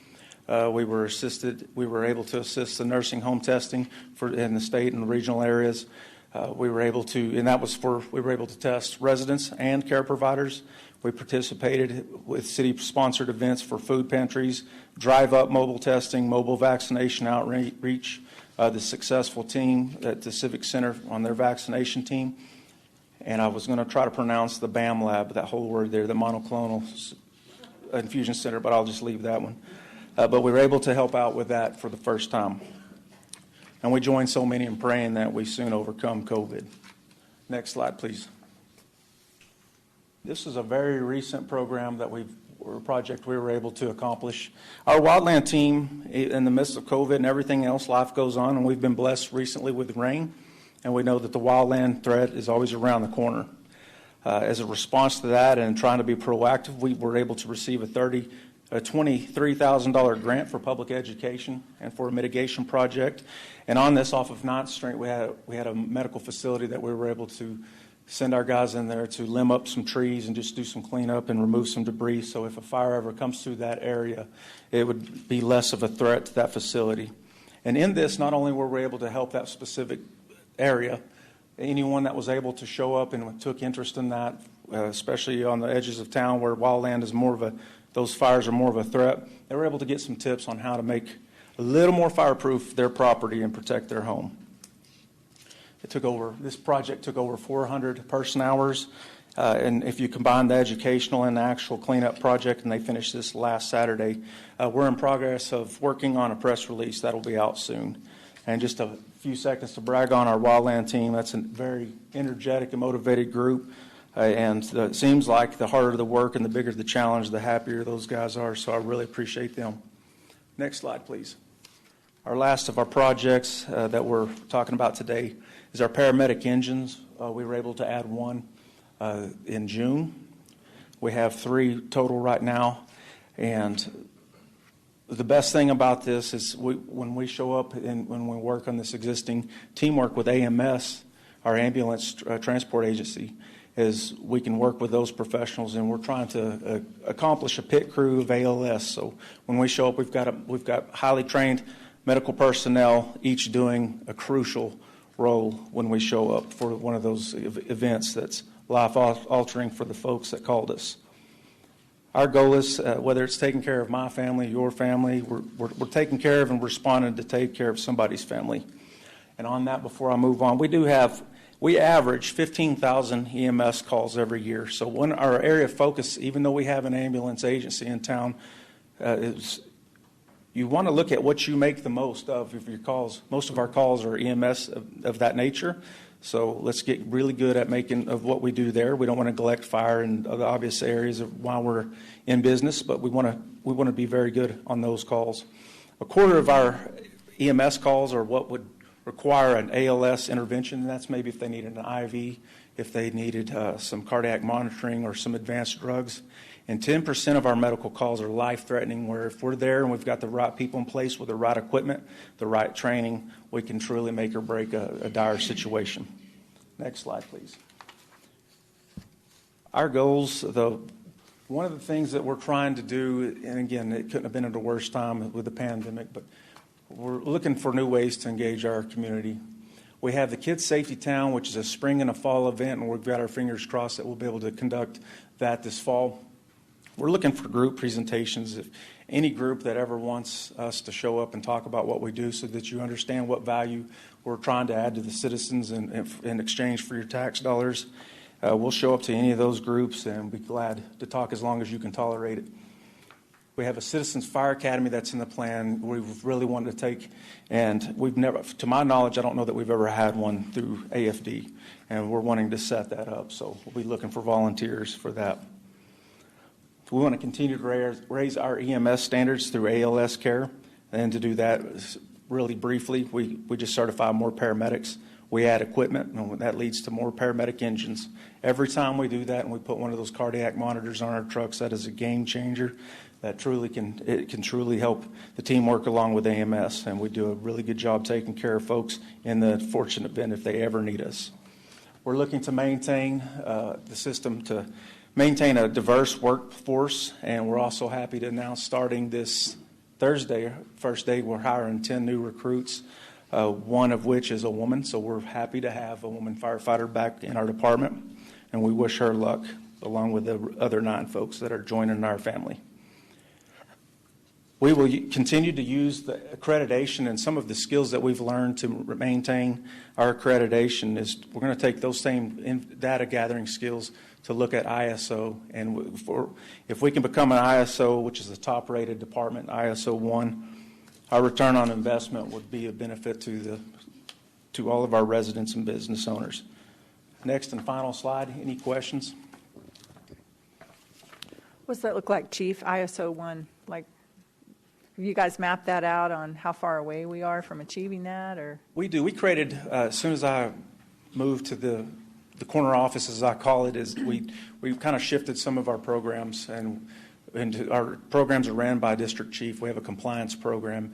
Within that, the two main goals were accreditation and ISO. So focus first on maintaining what we already have with accreditation, and as he's getting the rest of his members up to speed, one of the areas assigned was to ISO, and he's been working with coordinators and some experts that we have to get some information on that. And the last report I had, which was earlier this week, that we're sitting at about at an 84, and it's just like if we can get to that 90, almost like an A, you think that's where you want to be with your grade point, and so we're 6 points away from that, and we're next, now that we know where we want to go and how far we are from that, and it's just looking at what changes can we make already if it's just shifting where we have apparatus located. Sometimes just moving a ladder from one location to the other, and it's kind of odd, but I mean there's a science and a method to it. But we think that's achievable, or at least Chief Koba. Yeah. I'm going to put no pressure on him, but he seems very enthusiastic as well. So. I thought this slide was particularly helpful. Thank you for you. all the work that went into putting that together. Thank you. Anybody else have questions for the chief? Nope. Okay. Thank you, Chief. Well, thank y'all so much. Appreciate you. Appreciate all you guys do for us. And gal, right? Yeah. Not Chief Birkenfeld.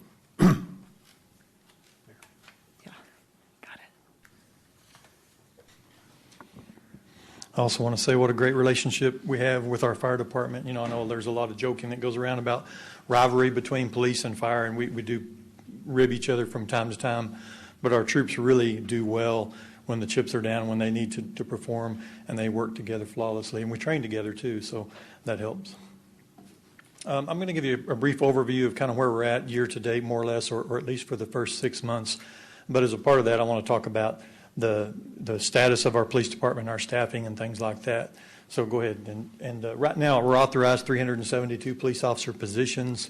That includes everybody from me all the way down to the newest officer. We also have 79 civilian positions. Some of those are part-time. Most of them are full-time positions to support what we do internally. On the next slide. So this is a breakdown of our current staffing. We have 321 officers on board, and that's officers who function independently, but that includes everybody, again, from an officer, corporal, all the way up the ranks to our office. We have 13 officers currently in field training.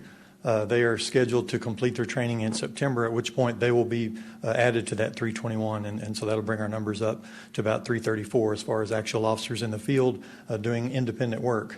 We also have 16 police officers to be in our training academy. They're scheduled to graduate November 19th. After they graduate, they'll have another 4 months of training, and then they should be out on their own as well. We have currently 22 vacant police officer positions, and that's from attrition, from retirements, and some unplanned persons that just found other opportunities and left over the last few months. Again, I think I've talked about this before, but we don't hire one at a time. We hire in groups, and so we're always going to have somewhat of a shortage. This is a little higher than we'd like to see it, but again, we've got an academy starting in December, and we expect to fill those 22 positions then. And if we're able to overhire, we'll do that as well. We have had a drop in applicants over the last few months. And that seems to be a statewide and nationwide trend, talking with other members of other police departments. But we're still getting applicants, and that's a good sign. So we're not going to change our standards any to get more people. We're still keeping very strict standards, so we have the best police officers that we can get. And if that means we don't get all 22, then so be it. We'll take applications again. So our departments broke up into several divisions. The largest division is the patrol division, which is responsible for normal first response. In other words, when you call 911, it's a member of the patrol division that's going to respond to that. We have approximately 185 officers in that division. That's a little over half of the department assigned as first responders. They work in 3 overlapping shifts. Each shift is 10 hours, and they have set days off. So we have continuous coverage, and then we put those overlaps at our busier times, particularly in the late afternoon and also between 10 p.m. and 1 a.m. in the morning. This is a breakdown of our calls for service, and this says year to date, but it's actually through June 30th. Sometimes our data needs a little bit of time for correction, so this is good data through June 30th. And we compared that to the same time frame for the last 4 years. And you can see there's a big drop in 2020, and that is because of April 2020 when the first lockdown occurred. We saw much less traffic on the roads and a significant, about a 20% decrease in our calls for service during the month of April of 2020. It started picking back up towards the end of that month, and it kind of resumed to normal level. But that's the primary reason for that drop in calls for service in 2020. And then in 2021, unfortunately, we're back up. There's a slight change in our priority system. We've got some new software in AECC, which is our computer-aided dispatch. And the software change required us to reprioritize a lot of events. And so you'll see a change. There's fewer priorities, and that contributed to that software change. But that's only part of the equation. We're a little bit down on calls this year, which is good because that helps us with our capacity. Unfortunately, we have those 22 vacant positions, which is a little higher than it normally is at this time of the year. This is our response times for priority calls, and again, comparing it back to the last 4 years. We hover right around 8 minutes for a response time, and that's from the time the 911 call is first picked up in AECC. That's the dark blue portion. They're generally under 2 minutes consistently by the time an officer gets dispatched. So they pick up the call, the call taker puts in the information, the dispatcher sends an officer. All that occurs within 2 minutes or less, and then it's generally fairly consistent, 6 to 7 minutes drive time to most of our calls. And again, it depends a lot on the time of day. If it's in the late afternoon when everybody's out, there's a lot of traffic, it's a much slower response. If it's early in the morning when there's very little traffic, like at 5 a.m., it could be a 2 or 3 minute response time. So that varies. But that's just an average over all the shifts and all the days of the first 6 months of the year. This is our non-priority response. These are our calls that are non-emergent but nonetheless require a police officer to respond. And again, you can see that big drop in 2020, and our response times was directly related to the lower volume of calls, and so there were fewer calls that were pending. The blue part on this is a lot bigger because the AECC dispatchers have to prioritize those calls as well, and so a crime in progress is going to take precedent over a report where the suspect has already left, and that's that longer wait time in dispatch. Chief, on all these that have the great year-over-year data, are we comparing through end of June for all 4 of those years presented? Yes, ma'am. Okay. We're trying to look at the same time frame just so we can understand where we're at.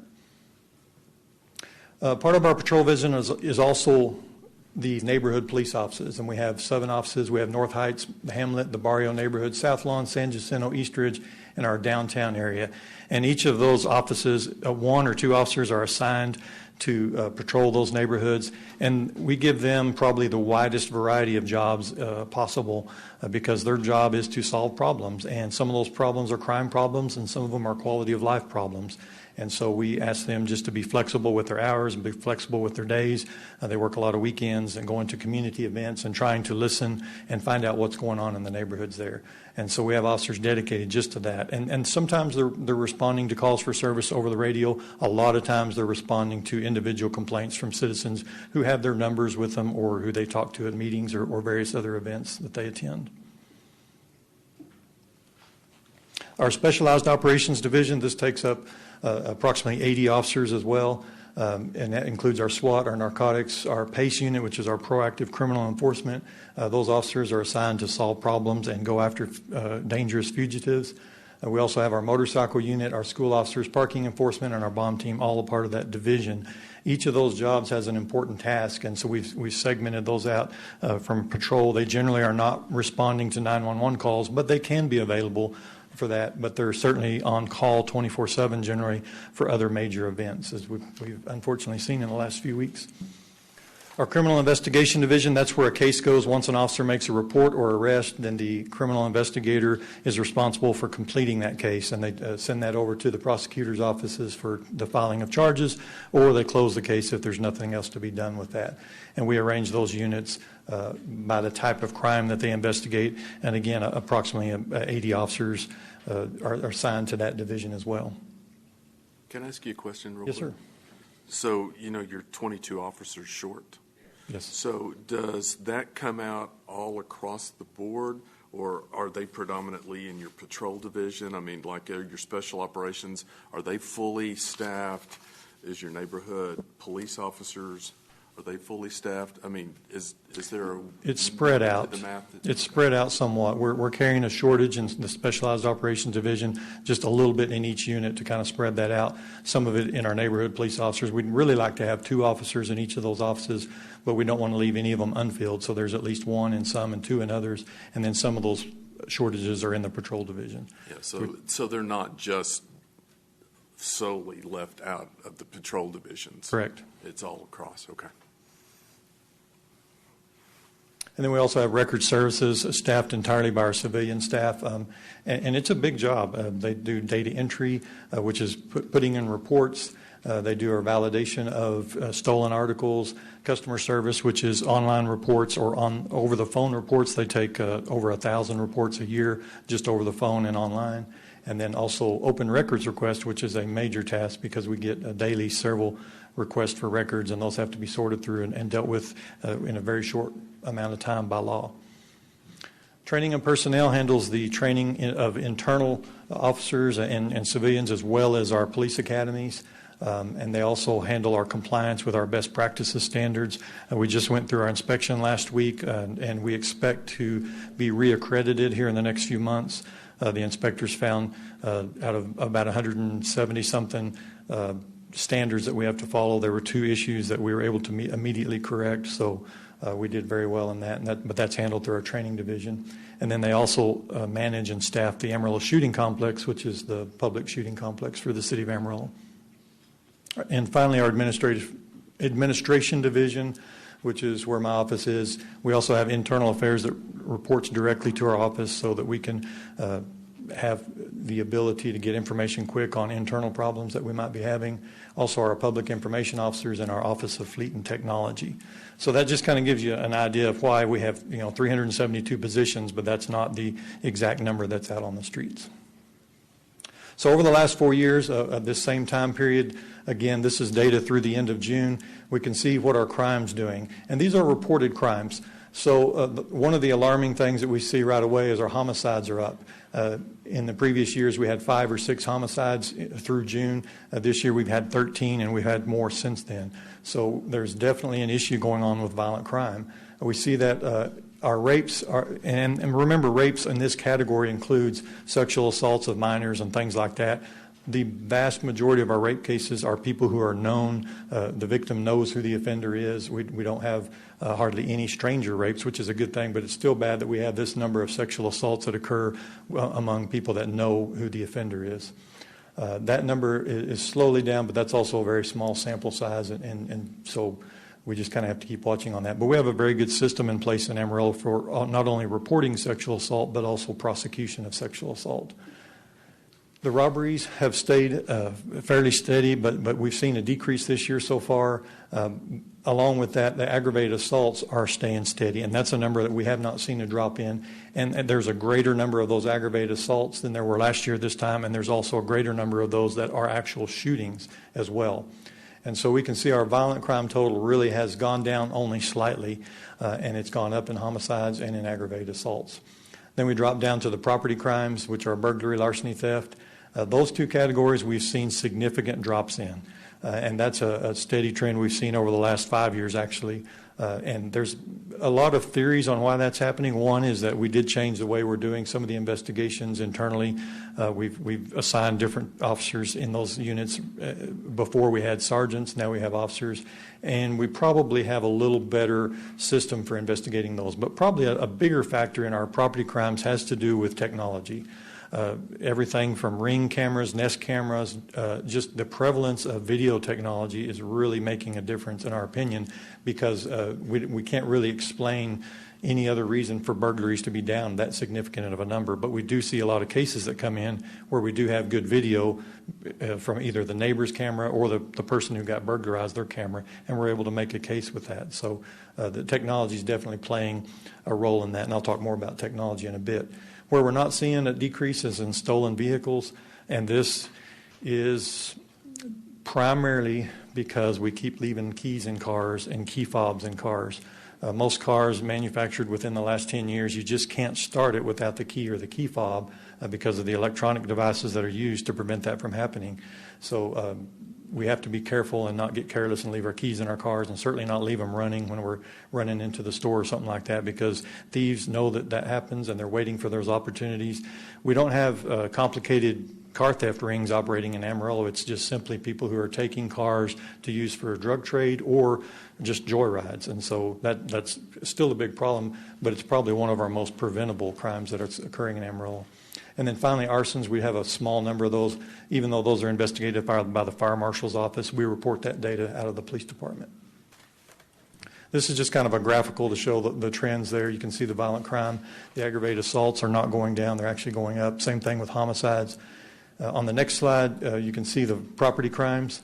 I'm sorry, I forgot about the map there. Go back to the map.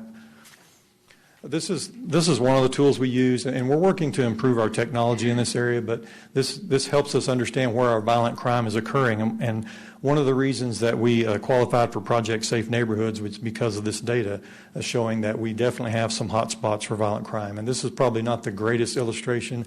If we were on the actual program, we could drill down a little farther and look at those hot spots in more detail. But you can see there's some definite areas of town where a greater concentration of violent crime is occurring. And so that's how we organize our deployment, especially in our Specialized Operations Division, where we have the ability to send officers without them being tied to the radio, and they can work on projects to help reduce violent crime in those areas. That's our property crimes. Again, you can see a fairly steady decline in both larceny, theft, and burglary cases, and the stolen vehicles just don't seem to be going anywhere. So some of our initiatives, obviously violent crime is a problem, so we continue working on that. About a year ago, we implemented a shooting response team model, and that added capacity to our investigators. So if a shooting involves multiple witnesses or multiple offenders, we can add to that on an ad hoc basis. So 24/7, there are several investigators who are on call. If officers respond to a shooting, the investigators are called and they determine how much more help they need. And we've given them the ability to add, if they need 20 officers to help them investigate this right away, then we'll call them out. If they just need 2 or 3, then we do that. But we want them to have more or less the unlimited ability to start investigating these shootings as soon as they occur. And that's proven to help us solve more of these crimes and be able to identify the offenders before people scatter and decide they don't want to talk to us. An important part of that is community outreach, and we've been working on that, and our neighborhood police officers have done an excellent job this summer in several community outreach events. One was at the Hamlet Park on July 4th. Our officers organized that. They ended up feeding over 500 people. And more importantly, we got to talk to a lot of people, a lot of folks who live in that neighborhood who don't appreciate the amount of violent crime that's going on. And they gave us lots of information, lots of ideas on what we can do to help reduce that. And so we're going to continue community outreach because it's absolutely a part of our strategy to reduce violent crime. We have a public safety partnership with through the Bureau of Justice Assistance. They provided mostly training and technical assistance to us to help us build our capacity for investigation and for crime analysis. And we've got another year left in that partnership, and they'll be looking at our processes. They've already evaluated our investigative process and our crime analysis and given us some ideas. So I'll talk about what we're doing with crime analysis here in just a minute. Also, we're part of Project Safe Neighborhoods, which is more or less sponsored by the U.S. Attorney's Office here in Amarillo. The U.S. Attorney here in Amarillo is very aggressive in helping us fight violent crime, helping us hold offenders accountable who are possessing firearms when they are not allowed to by law or when they're using them to commit a crime. Talk for a minute about our traffic crashes because that's another major issue for Amarillo. This is the overall crashes in Amarillo, and again, you see that big 2020 drop, and that was directly attributed to April, where we just saw very little traffic on the streets during sometimes the day that we normally have a lot of crashes. But again, our crashes are back up almost to 3,000 as of June 30th. We feel like we can do better than that. We commit our motorcycle patrols to working areas that our data shows more crashes occur. And so you sometimes see them in the same areas over and over again, but those are generally our high crash areas.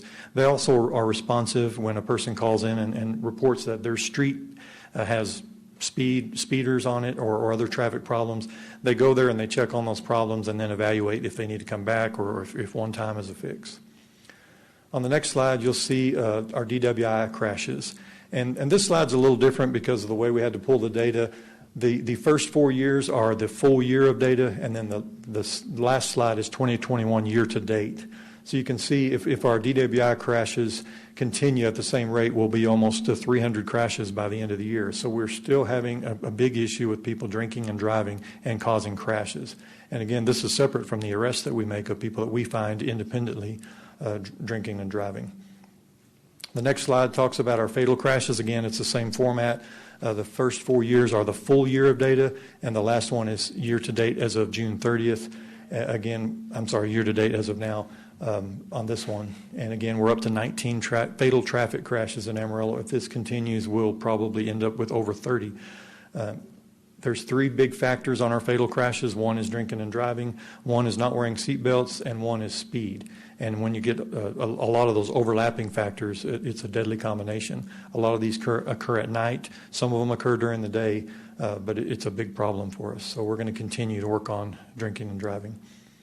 Some of these initiatives include also looking at underage drinking.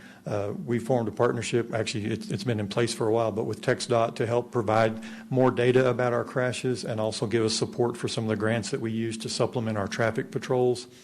We also partner with community groups. One group that's very strong right now is Andrea's Project, and one of their goals is public education, which is also one of our goals, to help people understand the true dangers of drinking and driving and why that's a deadly combination. We also have enforcement teams for DWI under a grant, and we also have underage drinking teams that go out, and these are volunteers from our juvenile investigation unit that go out during the nighttime when they know parties are occurring, and they're listening for those calls. Dispatch is listening, and they'll send those officers. And they also do some social media mining and talk to the kids at their schools and find out where these parties might be occurring, and they go and check on them. We made several large events when this first started, and we just haven't seen quite as many. So I don't know if that's a factor of something else or if we're making a dent in it, but we're committed to continuing this program to make sure that our kids also understand the dangers of drinking when they're underage, drinking at parties, and all the associated problems that go with that. And if you remember last year, Council also approved the social host ordinance to hold property owners accountable for allowing these types of parties to occur on their property. I'll talk about 2 more issues here. One is trespassing in vacant buildings, and that's come up quite a bit lately. Amarillo is going through some transitions in some areas, and that causes, for example, a business to become vacant. And unfortunately, people take advantage of that. They begin trespassing. Some people try to set up temporary homes inside these. Others just are simply in there to steal stuff, to steal the copper and other fixtures out of these buildings. And so it becomes a haven for crime. And so we're working directly with the building officials now. We had a couple of different meetings where we've worked out a process to communicate directly back and forth whenever there's a problem and try to keep these buildings from becoming havens for either drug use or crime, and also to keep the buildings from being torn up because they lose a great deal of value when all the copper's stripped out or all the appliances are gone or there's just general damage and trash. So we'll be working with that, but we do need building owners. If you own a building that is vacant or it becomes vacant, you have to do a good job of securing that so people cannot break in. We also need you to put no trespassing signs up because that makes it pretty clear, and it makes it a little easier case for an officer who goes out to say, look, the sign says no trespassing. It doesn't matter that the door's broke. You can't be in here, and then we can keep people from going in there. And we also need building owners to provide us that contact information so that we can call them whenever we find a problem. And that can be done by posting it on the outside of the building and also contacting the police department directly, and we'll enter that information into our computer-aided dispatch so that if officers go out in the middle of the night, the dispatcher can pull that up and contact the owner directly. The other issue we get a lot of questions about is loud noise. And this is very subjective, but we do have a state law in place that prohibits unreasonable noise, and unreasonable is a very subjective standard, but it's not hard to figure out. For example, most of us can understand that it's reasonable for a person to run their lawnmower at 2 o'clock in the afternoon to mow their yard. The problem is maybe I'm next door and I work during the night and sleep during the day. It's going to be a problem for me, but it may still not be unreasonable because we realize that, at some point you have to mow your yard. It's a lot harder to do it at night. Now, if I'm mowing my yard at 2 a.m. in the morning, there's probably going to be a lot more unreasonableness to that. Most neighbors are going to be saying, hey, that's keeping me awake. It's keeping my kids awake. And so, again, we have to go out on each of these calls and weigh the reasonableness standard and decide, okay, is this reasonable what the person is doing? And the lawnmower is just kind of a simple explanation. Most of the time it's loud noise from music or parties or things like that. And again, our goal is to get compliance. So we generally listen to it first and figure out, is this reasonable or is it unreasonable? There's a difference between simply being able to hear music versus music being loud. And so if you're in your house and you turn off all your appliances and you sit there and be as quiet as you can and you can hear music coming from down the street, that's probably not an unreasonable amount of music. But if you're having dinner with your family and you can still hear the music rattling your windows and things like that, then it's probably going to be unreasonable. And again, it's tough because the officer has to go out and make those decisions and do that. Sometimes we can use a decibel meter. We did a study a while back that found that ambient noise from roadways sometimes contributes as much noise as a business, for example, that's playing music. We measured sounds from both the doorway of the business, the property line, and from adjacent property lines, and found that the state standard for 85 decibels is really hard to meet. And the music could still be unreasonably loud, but be below the 85 decibels, which the state puts in there as a presumption of unreasonableness. So we generally have to use our listening and our subjectivity to determine that. Our first step is to warn a person, hey, look, your music's too loud, the neighbors have complained, please turn it down. Most of the time we get compliance that way. Very rarely do we have to go back. If we do go back, most officers are of the opinion they'll write a citation because the person's already been warned and they've just refused to comply. And in some cases we have to make an arrest, especially if we have a loud party and people are intoxicated and things like that, and a citation is just not going to fix the issue. But those don't happen too often. So we're using data-driven solutions. We've talked a little bit about our crime analysis and our crash data analysis. One of my goals in the next 2 to 3 years is to build a real-time crime center, and that sounds huge, but it's really a fairly small project in scope of geography, but it's going to require a lot of technology. And the real-time crime center will help officers get information in real time on what's going on. For example, if a person robs a store, the Real-Time Crime Center will begin researching nearby video or video from that store where we have direct links connected to, and start being able to look for suspect vehicles or suspects that might be involved in that. They can also use some of the automated license plate or reader information that we have to look for suspect vehicles, and various other technology that's out there that can bring that in so we can get more information out to the officers to help them, especially on violent crimes like robberies and shootings. So what do we need? What we need from council and what we need from the public is support for violence intervention with youth. That's one of the primary things that comes to my mind, is to help our young people understand alternative ways to resolve conflict without guns. And I say that because I picture in my mind a video I saw recently of 2 young people in a parking lot of a convenience store, and very, very clear surveillance, and these young people are carrying guns openly with the intent, and later do commit a shooting that resulted in tragic circumstances. And so we really need to all pull together and help with our youth and do everything we can to intervene with our youth, especially ones who are going to have challenges to begin with, and see what we can do to reduce our violent crime at that level. We also need support for community-based programs that reduce drinking and driving. This has to be a culture change. I think we've talked about it before. It can't be an enforcement-only thing.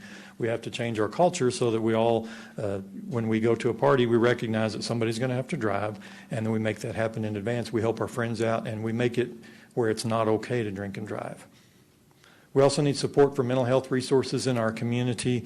We do have a lot of conflict within the community that occurs because people have issues that they need help with. They're sick and they're not criminals, and so we don't want to take them to jail. We need to take them either to a hospital or to a treatment facility, or get them in touch with resources that will help them have a long-term good effect. And we've got some things going, especially at the police department, with our crisis intervention team and the mental health professionals that ride along with our crisis intervention team, but that's just part of the equation. We're also looking for technology improvements. So again, we'll be asking for in the future to approve grants for technology improvements, and also incremental growth, which we've already asked for within our police department to keep up with our city's growth in personnel and equipment. And with that, I'll be happy to answer any questions. Questions, council?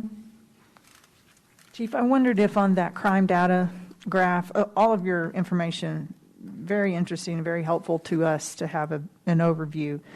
Could we add shootings. I think that's something that citizens ask a lot about and are very concerned. They're concerned about all crime, but shootings in particular, I guess because it's always in the news when it happens. Absolutely. And that's, so, go ahead. No, that's it. Well, that's one of our data challenges.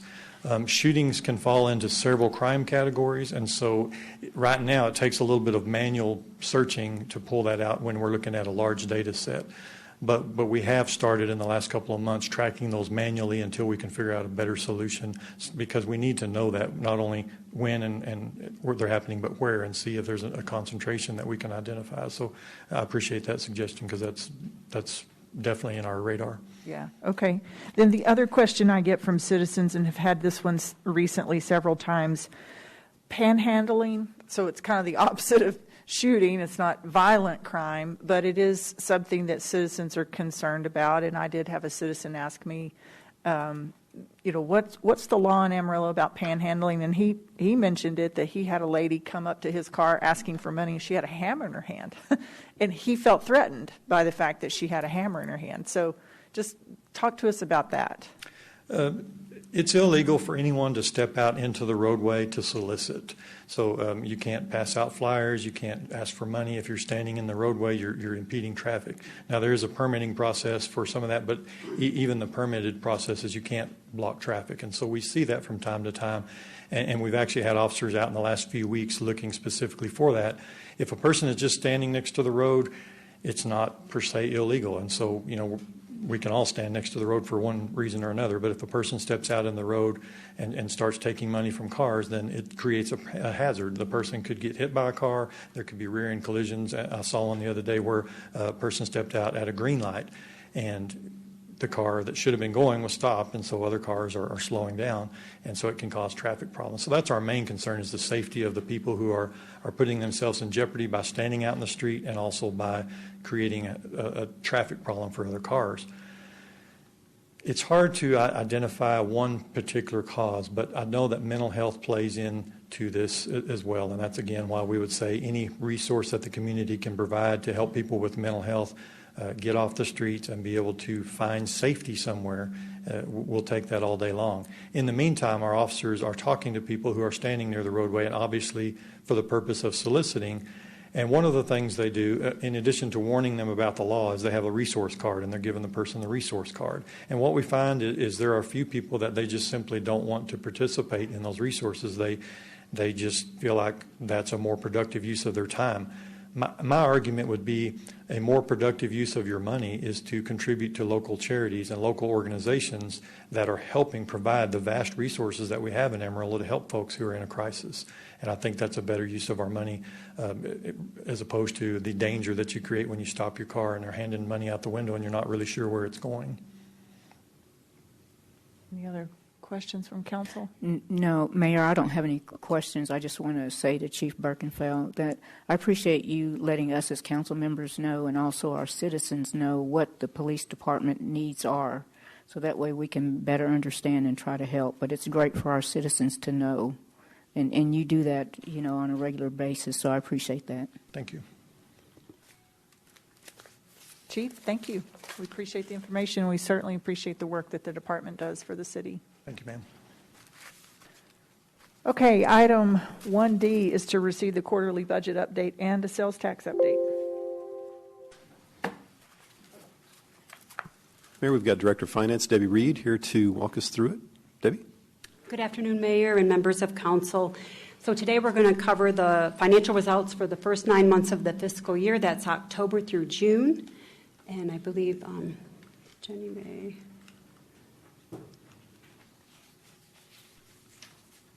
I guess, Jenny, are you flipping slides? There we go. Okay, the first fund that we'll look at is the general fund. So, and we'll click to the next slide. That will show you, first of all, the general fund revenues. This is budgeted revenues through June. You see $138.2 million, and then actual is $143.5 million. So you can see we have a positive variance in revenues through the month of June of $5.3 million. We'll take a look at those variances on the next slide. So on this slide, you'll see the main areas that are creating the positive variance is sales tax at $4.8 million and hotel occupancy tax at $1.7 million. Hey, Debbie, can I pause you just a sec? I don't think we have this in our packet, do we? Oh. Okay, so we can follow on the screens, but maybe Jenny or Stephanie, one of you could print that for us. Thank you. Sorry for the interruption. Yes, okay. All right, sorry about that. That's okay. They're up there. So, oh, yeah, they're up there. Okay. So, and this is a typical format that we present to you each quarter. So if you follow along on the screens, this shows you the variances of the various revenue categories. The two main areas, of course, are sales tax and hotel occupancy tax. And we reported the other areas there for your information. And once you have those copies, you'll have that for your reference for later.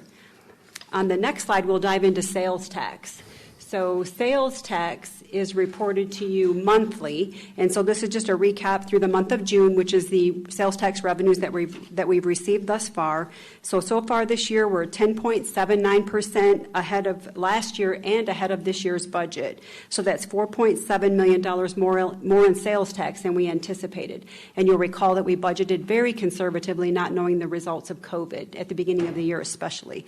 So the next slide will cover hotel occupancy tax. Again, this is another number. This screen right here first is the 10-year history. That'll be in your packet once you get those for your reference. So we'll forward to the next slide to show you for the current year, through the first 9 months, hotel occupancy revenues are trending very well through the month of June at 42.72%. More than last year and 46.38% more than the budget. Again, another area where we budgeted conservatively. We report these to you on a monthly basis as well, but this is just a recap of that, and you'll have those details in your packets. The next slide, this chart is provided for your reference. It shows the hotel occupancy tax information in a graphical form. And just, we've talked about this, that the results are just really good for the city of Amarillo right now in hotel occupancy tax, the occupancy rate and the revenues coming in from that.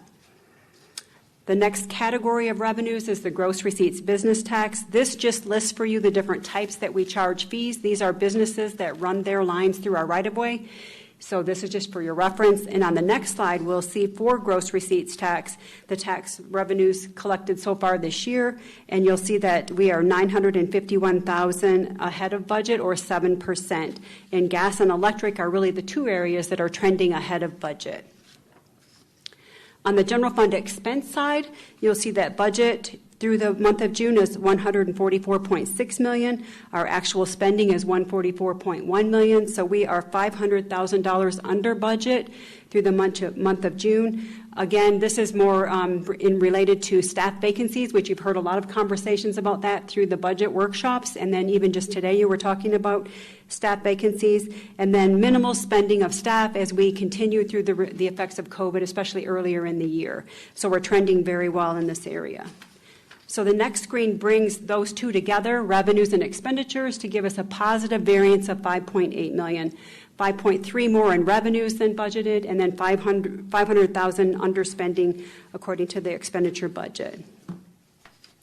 We always look at utility sales, and then on the next slide you'll see that for the city we have utility sales in the general fund, water sewer fund, and the drainage fund. Those are listed there, and all of those categories are trending very close to budget, which we would expect for utility sales. The next slide is provided for your reference. This is a water sewer trends over the past 10 years. It's sales versus the precipitation, which water sales can be affected by rain, the amount of rain that we get. So that's just a chart for your reference. The last area that we'll look at is health insurance. This is an area we always want to keep an eye on, is our medical claims. And you'll see on the chart, this shows medical claims expense and administrative fees over the last several years. The main thing at the bottom, you'll note the numbers at the bottom, you'll see that we are trending under budget by $894,000. At this point in the year, that's very good news. Our health claims are trending right on target with budget and much below. So we're in good shape going into the end of the fiscal year. So overall, the year is trending very well. We've kind of been trending that way all year long. So still looking very good. We're almost to the end of August, so we have just one more month in the fiscal year. So I would answer any questions that you might have.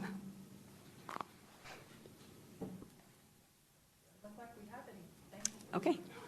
Good news. All right. Thank you. Have a good day. Thank you. We've also got Andrew Freeman to give a very brief update on sales tax performance. Andrew? Yes, sir. All right. So I've just got one slide to share with you on some high-level performance data related to our sales tax industries. This chart on the screen is covering 6 of our 9 industries. So the ones not on there are the miscellaneous, agricultural, and accommodation, just based on the low collections that we have. But you can see a 3-year history, year-to-date through August for the last few years. Retail, of course, continues to be the biggest driver of collections. They're seeing a 17% increase. Food is up almost 19%. And general services up 12.44%, manufacturing 14.37%. Some of the highlights from retail: general merchandise is up a little over 11%. Non-store retailers, those online sales, is up 29%. Clothing, accessory stores, 34%. So we're just seeing strong growth really across the board in the retail categories. Food, we've seen restaurants up a little over 18%. Full-service restaurants have really started to grow compared to early on during COVID, where it was more the limited services. We've seen full service now at 26% year-to-date growth, and limited services is 12.29%. So you're starting to see more folks at the sit-down restaurants than in the limited services. And then briefly, I wanted to touch on our labor market for the most recent data of July 21. We are sitting at a 4% unemployment rate, added 3,000 jobs to the labor force, and that's a decrease in yearly change on our employment rate of 1.7%.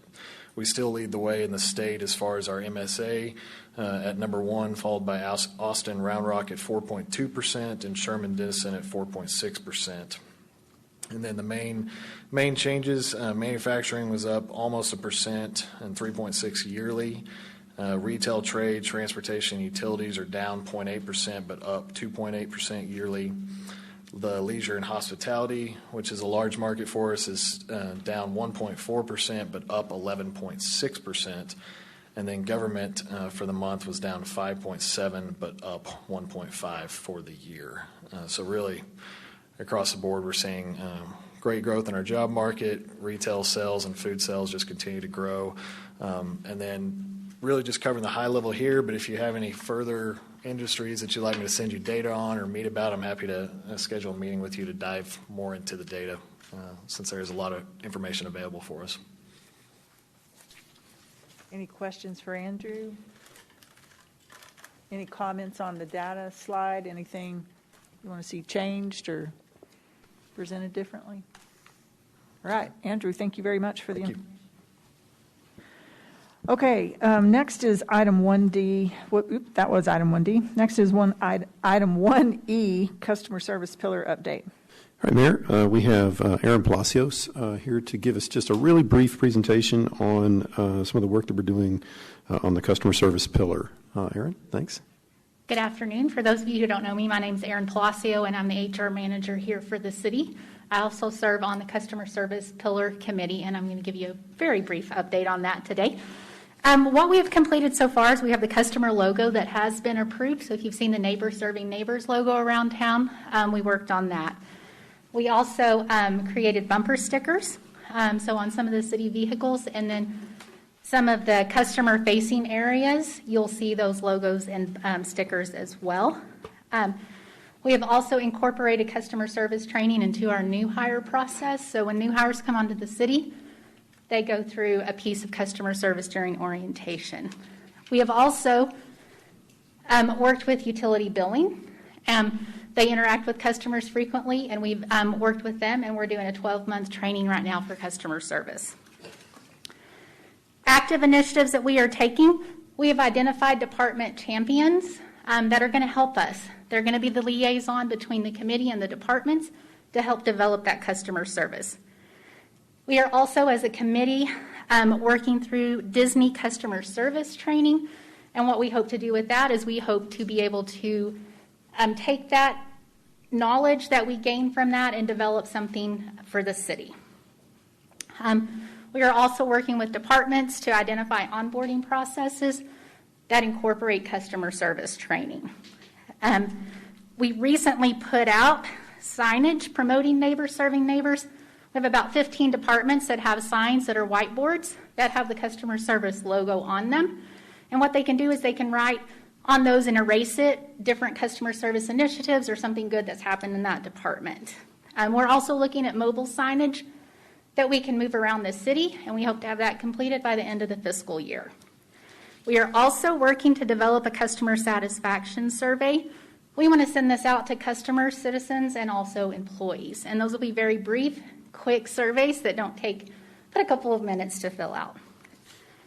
Next steps that we are working on is, as a committee, we will collaborate with department champions to identify opportunities to engage customer service representatives and enhance customer service experience. And we will develop a customized customer service module establishing the city's core service standards. And we also hope to launch an employee recognition program to acknowledge excellence in customer service that our employees do for us on a daily basis. Any questions?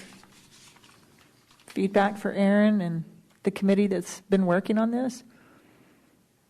It looks fantastic, Aaron. I mean, I know we're sitting here quietly, but I know what we're all thinking is, this looks fantastic. Yeah, we've got a great committee. He's been working pretty hard on this, so. Yeah, I'm wondering about the customer survey and if that's going to interface with 311. Rich, I don't know if Rich is still in the room or not, but yeah, if there are 311 opportunities for those customer surveys to be a click here or a click there anytime somebody uses the app and all of that, that sounds like a great idea. Yeah. No, we've been there's a way that that 311 can contribute to customer service understandings. As far as a formal customer service survey, we would probably contract with a business to do that, and it would be separate from our 311. But that doesn't mean that we can't take 311 customer service data and compile it and still analyze it separately, or potentially incorporate it into whatever the company has, although it might render what they're doing not sound. So they might need to keep doing theirs separately. I'm thinking out loud. I agree with that. I think it looks great, Aaron. Please tell the committee how much we appreciate what they're working on and all of the ideas, and we look forward to seeing future reports on how those good ideas are being implemented. All right, thank you. Yeah. Okay, item 1F is an update on the Polk streetscape. All right, Mayor, we've got updates by Kyle Sneederjohn, our Director of Capital Improvements, our CPD&E, and this is going to be a relatively short presentation, but there might be questions, Council, as we've had a number of questions from Council and also citizens. What's the status on it? So we wanted to give you an update showing exactly where we're at. We have, the start of this was a little bit delayed in that we immediately upon passage of the 2016 bond, we started working for, I want to say 3 or 4 years, submitting repeated Tiger Grant applications, continually coming very close to being able to leverage this money to get a significantly larger pot of money from the federal government to do a much larger scope of project that would have extended not only up and down Polk Street, but also down 6th Street. Kyle's going to I'm probably stealing a lot of your content, so go ahead and jump in. I was going to go to slide 1 because you're doing it, but absolutely. I really just wanted to give some context as to why we're just now in the design phase on it, because we're just now past the final determination on the last application. Absolutely. Perfect. Thank you very much. The bulk of that is that as far back as 2014, this project was identified with differing scopes, and we have sought to seek, or we have sought out multiple grant opportunities. But effectively what we did is we set back $5.5 million as part of the 2016 bond, and the intention of those dollars was to be our matching funds for a successful grant application, and effectively that hasn't happened. And so we need to move forward with that cash because we do have bond obligations to spend those dollars, and in lieu of not having the larger successful grant application, we've basically got those bond dollars to spend. In that same time period, I'd like to highlight that there has been things, that's jumping, sorry. There has time has not stood still in that time period. It's hard to see on that map. I apologize. I should have used a different color than yellow. But what I have highlighted there are kind of the blocks that there have been private and some public-private partnerships that have moved development along Polk Street forward. And so the scope of what we're going to do is to accentuate those investments and further the others. And so we're considering basically the typical Dodds public improvements that we're becoming more familiar with that layout, kind of the frontage zone of right up next to the business, and then a pedestrian zone that allows for our ADA compliance and movement, free movement of pedestrian traffic around the downtown area, and then that furnishing zone, which becomes kind of the decorative zone, but also provides functionality in trash receptacles or pedestrian lighting and even bike stations and vegetation and those types of things. The project focus right now is identified basically from 10th Street north all the way to 2nd, which again is only a portion of that originally scoped very large grant application project. But basically what we're trying to do is start there with this Polk Street area and expand that as far as we're possibly we can go with the money that we have. We're looking at a project construction timeline of 2023, and that may seem like it's extended a little bit, but what I would say is that we do anticipate having a lot of input to this project and a lot of input to the details of this project. And so there will be, in my opinion, a significant opportunity for the business owners and the participants of Polk Street to be involved in those conversations and decisions, and that's kind of why we're scoping that out just a little further than maybe what you would normally expect for the size and scope of the project. Again, there's just some more examples of kind of the typical Dodds improvements that we've seen in other areas and that we're aiming at. Any questions? Questions, Council? What's your next step, Kyle? So effectively, to secure a design consultant, we've got an RFQ that's coming out very, very rapidly for. We are going to seek a design professional to help us with those details. More than likely, seeking an architectural influence where we can meet those Dodds requirements, but also be respectful and accountable to the architectural details of Polk Street. Those things we want to accentuate and further in a positive way. When's that RFQ going out? Within the next 2 weeks. Then how long does it take for that RFQ to get back? A 90-day, a 30-day, a 60-day? Well, I mean, the RFQ process generally is roughly around a 60-day. While we have a design professional kicking off, I would say you probably won't hear from that design professional till that 90-day time period. But yeah, those are accurate. 60-day to 90 days, we'll be back in front of you asking you for approval of that contract and probably kicking off more of those conversations between property owners and making sure we fully understand the expectations along that corridor. So do you can you kind of give what that timeline looks like? So we got 90 days for an RFQ. So then there's going to be community and public engagement as they're developing their plan.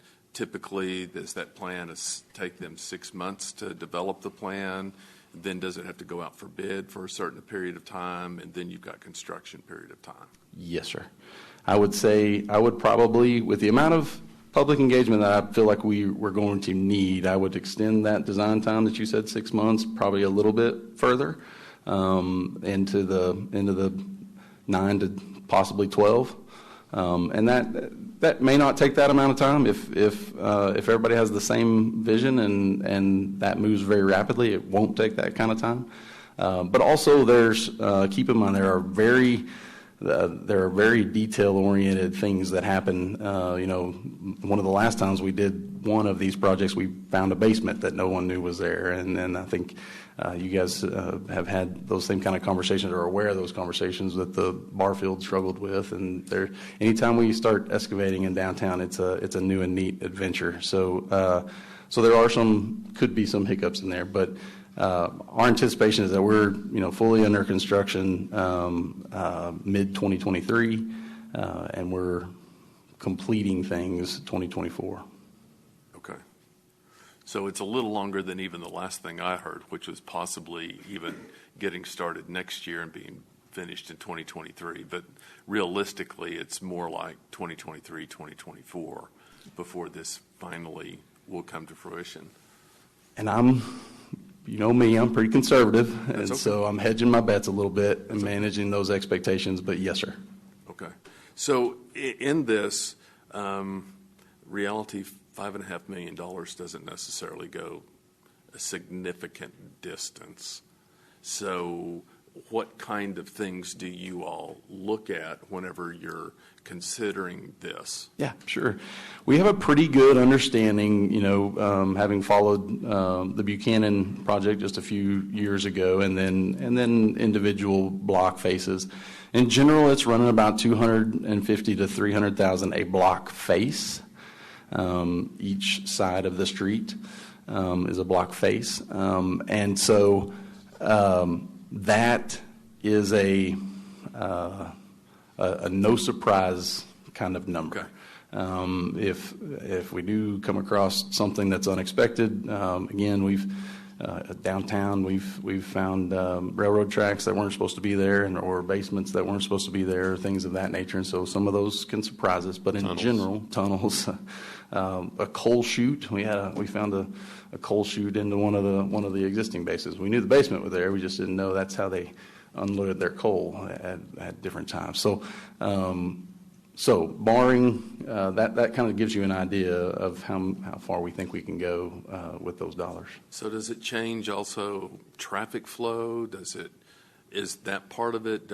I know there's been questions about how traffic flow works on Polk Street and ideas for what that wants to be. So is right now considered in this? Right now, this project is focusing on streetscape. We're not proposing a modification to the street widths or to Polk Street. Yes, sir. Okay. So focusing on streetscape only. Okay.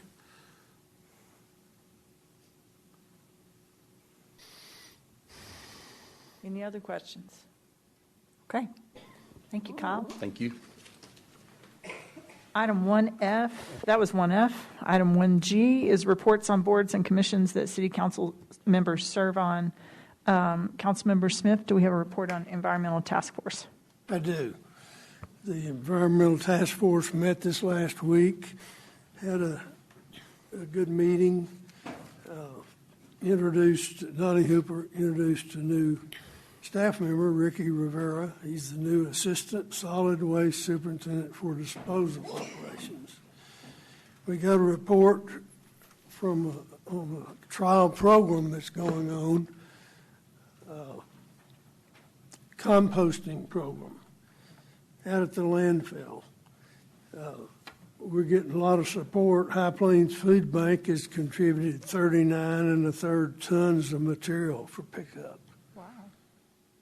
A1 Rocket has contributed 48 tons of tea leaves and provided a dumpster to collect grass clippings in the greenways. We'll hear more about that composting program later. And I don't know if Donnie Hooper's here. Is he here? You're up.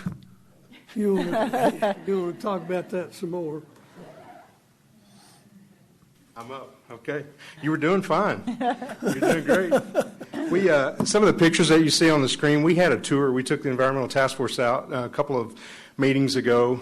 This is just some pictures from that meeting. That's us on the bus going out there to look at the composting operations. You can see when we got out there, we had a little safety meeting just to talk about not only what we're doing out there as far as compost, but also a brief description of our landfill and what we do at the landfill, how much tonnage we take in, just a lot of general information.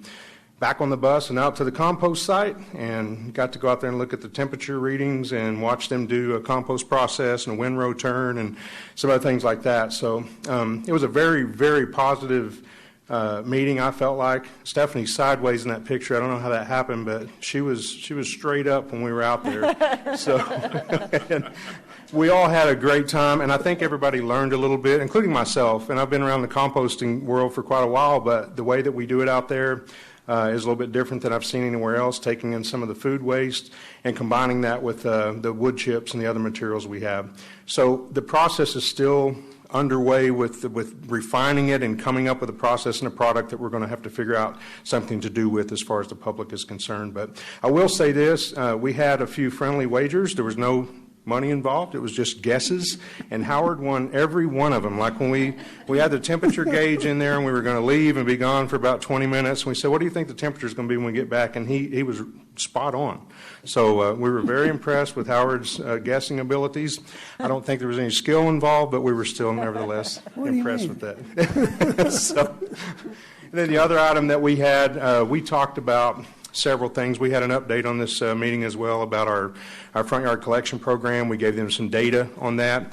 One of the key items that we talked to them about on the curbside collection program was just the fact that when we started that back in 2018 in March, we took in a little under 1,000 requests that year.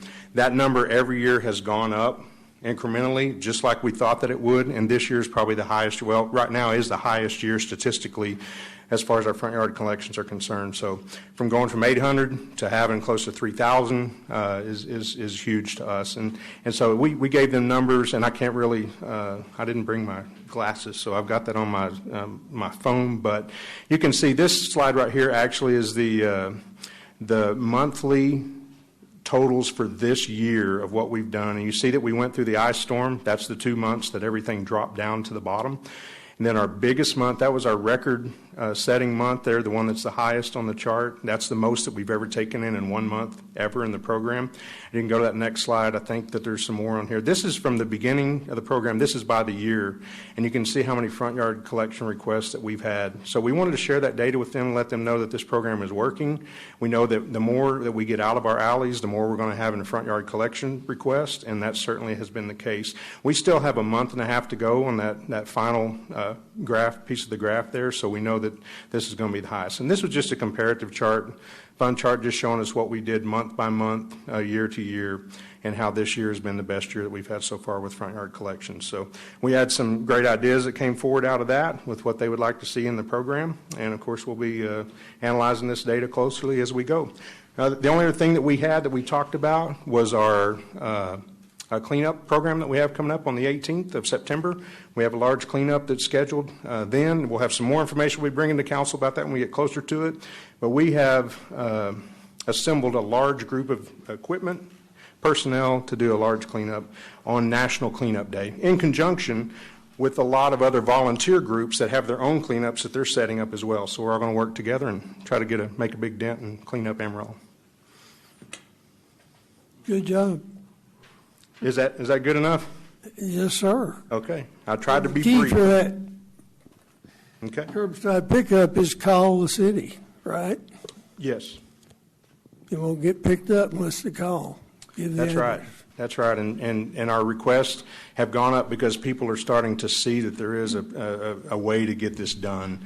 We respond within 48 hours. That's big to us to be able to do that and make sure that we're staying to that. There are some times when we have like a storm. This wind event this weekend is going to put us a little bit behind on getting those within 48 hours, but we're still going to do our best to try to do that. So, yeah, education, putting the numbers out, and making sure that people understand that there is a program and that we're trying to increase it and do better with it.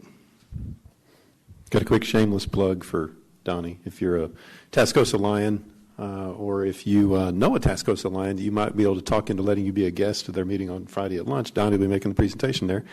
Does a great presentation and does a really good job of answering questions, engaging with the attendees. So it'd be a great chance for people, if you're a Tascosa Lion, to learn about solid waste and streets and everything else that he's working on. Yeah, and this one was a little ad-lib, so I apologize for that. It'll be more polished on Friday, but thank you for having me come up. Thank you, Donnie. Anything else, Howard, on that? No. Great report. Do you want to take the reins for the LGC report too? I will. We had a report this meeting this last week, pretty short meeting. Laura Storrs presented for the second time. She 1 month before presented potential budget items. And so she modified some things and we adopted a budget. We heard a report from Monica Pitt, who is the manager of the Embassy Suites, and they're still working on the 4 diamond items that need to be done and awaiting an inspection on that. When that'll be, who knows.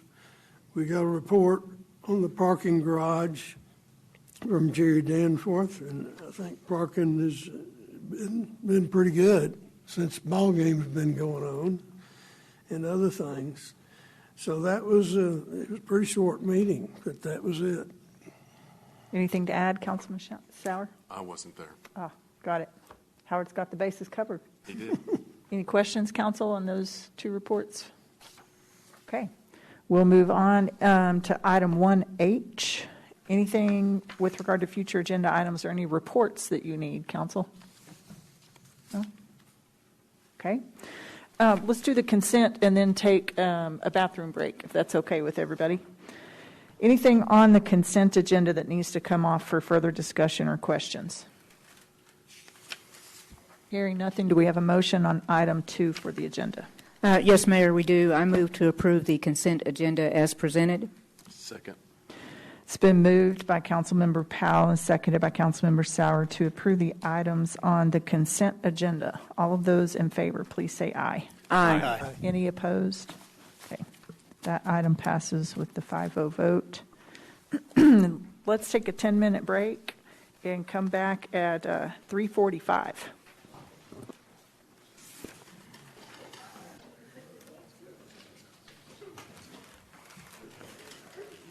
We will start at item 3A.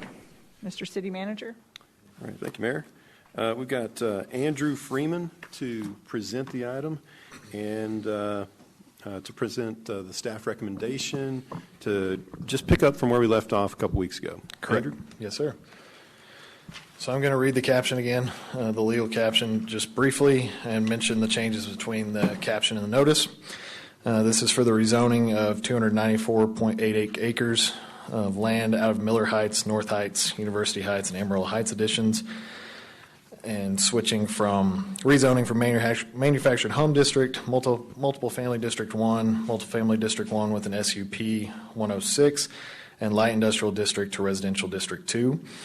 The original notice did include 444.89 acres, as well as the Webster Heights addition in section 224. It's also a rezoning of 22.82 acres of land in the Amarillo Heights, Charlotte Heights, Downing Highlands, University Heights, and W.M. Moore's addition from Residential District 3, Manufactured Home District, and Light Industrial District to Multiple Family District 1. The original notice included 38.27 acres from the Webster Heights addition in Section 224. Rezoning of 7.05 acres consisting of land in Miller Heights addition plus 1/2 of all streets, alleys, and public ways from Multifamily District 1 and Multifamily District 1 with an SUP 100 to General Retail District. The original notice included an additional 58.84 acres from Wild Horse, University Heights, Glennon and Sanborn, T&K, and GT Davis subdivision. Blocks 109 through 112 of the Glennon and Sanborn additions and sections 169, 188, and 189. Rezoning of 78.98 acres consisting of land in the Matthew Hooks re-subdivision of Block 49 Miller Heights, North Heights, Clarence Watley subdivision of Wheatley's 5-acre tract, and University Heights additions from Multifamily District 1 to Moderate Density District. And the last rezoning is of 29.17 acres of land in Miller Heights, North Heights, and University Heights additions, plus from Multiple Family District 1 with a specific use permit 85, and Multiple Family District 1 to Neighborhood Service District. Just a brief recap of the overview. The initial recommendation was 650.15 acres. It was to address incompatibilities and to create a predictable and orderly future development pattern protect single-family homes and encourage more single-family home development by removing industrial zoning and multiple family zoning from areas that are already residential in character, encouraging retail and business uses that are more compatible for neighborhood development, and reducing manufactured home zoning in the area. The original staff analysis did find that it was consistent with the vision and strategies of the North Heights Neighborhood Plan, which is an adopted amendment to the 2010 Comprehensive Plan. Found that it was consistent with adopted future land use maps for the area, and believed it better aligned the zoning pattern in North Heights with the neighborhood unit concept found in the Amarillo Comprehensive Plan. I also wanted to mention from Section 211.004 of state law when it comes to zoning regulations and compliance with the comprehensive plan. It mentions that zoning regulations must be adopted in accordance with a comprehensive plan and must be designed to either lessen congestion in the streets, secure safety from fire, panic, and other dangers, promote health and general welfare, provide adequate light and air, prevent the overcrowding of land, avoid undue concentration of population, or to facilitate the adequate provision of transportation, water, sewers, schools, parks, and other public requirements. These are all things we look for when we're analyzing these zoning changes. This is just a recap of the current existing zoning that you are all familiar with. This slide here is the original recommendation, original proposal of 650.15 acres that addressed R2, multiple family 1, moderate density, general retail, and neighborhood services throughout the boundary. And I did want to mention, because we do have different public commenters, this is still just part 1 of the North Heights Rezoning Initiative, which is majority north of Amarillo Boulevard, and at a future time we will have part 2 that is mostly southern of Amarillo Boulevard. This is another recap of the Planning and Zoning Commission recommendation that you're also familiar with, that modified it and reduced the total acreage to 432.90 with a 5-2 vote at their July 19th meeting, eliminating certain areas of the neighborhood plan area that was included, and also removing the zoning change along Amarillo Boulevard and leaving it as light commercial instead of general retail. This is just a map reflecting P&Z's recommendation that you're familiar with from last meeting as well. And then the last slide we wanted to share, based on the feedback we heard, particularly around the northwest corner and the southwest side across the tracks, we have a proposal of an alternative recommendation of 602.85 acres. You'll notice in the northwest corner, it now has a mixture of residential district 2, moderate density district, general retail district, and office district 1. This was just based on the feedback we heard from the council meeting and staff taking another look as far as if you were trying to come up with a good neighborhood unit concept that would meet best planning practices and protect the core of the neighborhood from residential going outward to more dense development, this is one route that could be recommended. It also shows the southwest corner across its tracks removed, but it does leave the general retail along Amarillo Boulevard from the original staff recommendation, just knowing that the majority of that is vacant land and has a lot of opportunity to bring the retail services that the neighborhood plan has called for as that amendment to the comprehensive plan. And with that, I'm happy to, lost my slides. I'm happy to answer any questions you might have. Council, questions? No? Okay. Mayor, I have a question. Yes. So are you proposing for the vote the recommendation from the staff, or are you proposing for the vote the recommendation from P&Z? Or is it just up for discussion? Yeah, I think. For discussion. Does anybody have a motion? Yes, Mayor, I have a motion. I move to amend and approve the Planning and Zoning Commission's recommendation with the modifications shown on the exhibit labeled alternate recommendation and excluding the language related to down zoning and allowable uses that totals 602.85 acres of land and is comprised of the following, which is 69.04 acres of land of general retail district, 10.59 acres of land of office district 1, 103.99 acres of land of moderate density district, 346.13 acres of land of residential District 2, 22.82 acres of land of multiple family District 1, and 30.28 acres of land of neighborhood services district. Okay, we have Second. a motion. We have a second. It's been moved by Mayor Pro Tem Powell, seconded by Councilmember Sauer to approve. I believe what you described in your motion is what's on the screen right now. Is that correct? That is correct. Mayor Pro Tem? Okay. So we have a motion. It's been seconded. Any discussion items? We can start with you. If you want to start at this end of the table, go ahead, Councilmember Stanley. I don't know if the language changed. P&Z recommended 24 months, I believe, in a grandfather clause. What does this proposal have in it? Part of her motion was to exclude that language of the downzoning and the allowable uses, just because it would be problematic, I think, from a planning and legal standpoint, if I'm getting the nod from Brian, to include language like that as part of this zoning. Brian, do you want to weigh in on that real quick? Currently, our ordinance, it wouldn't even comply with our current ordinance in the 12 months and 24 months time frame. So those two things don't coincide with one another. And remember, too, it's not the same then for the rest of the city. Zoning has to be done under a comprehensive plan and has to be done citywide. So there's a concept there, too, that you would be basically working against if you adopted that kind of thing. You'd have a different standard for one neighborhood versus the rest of the city.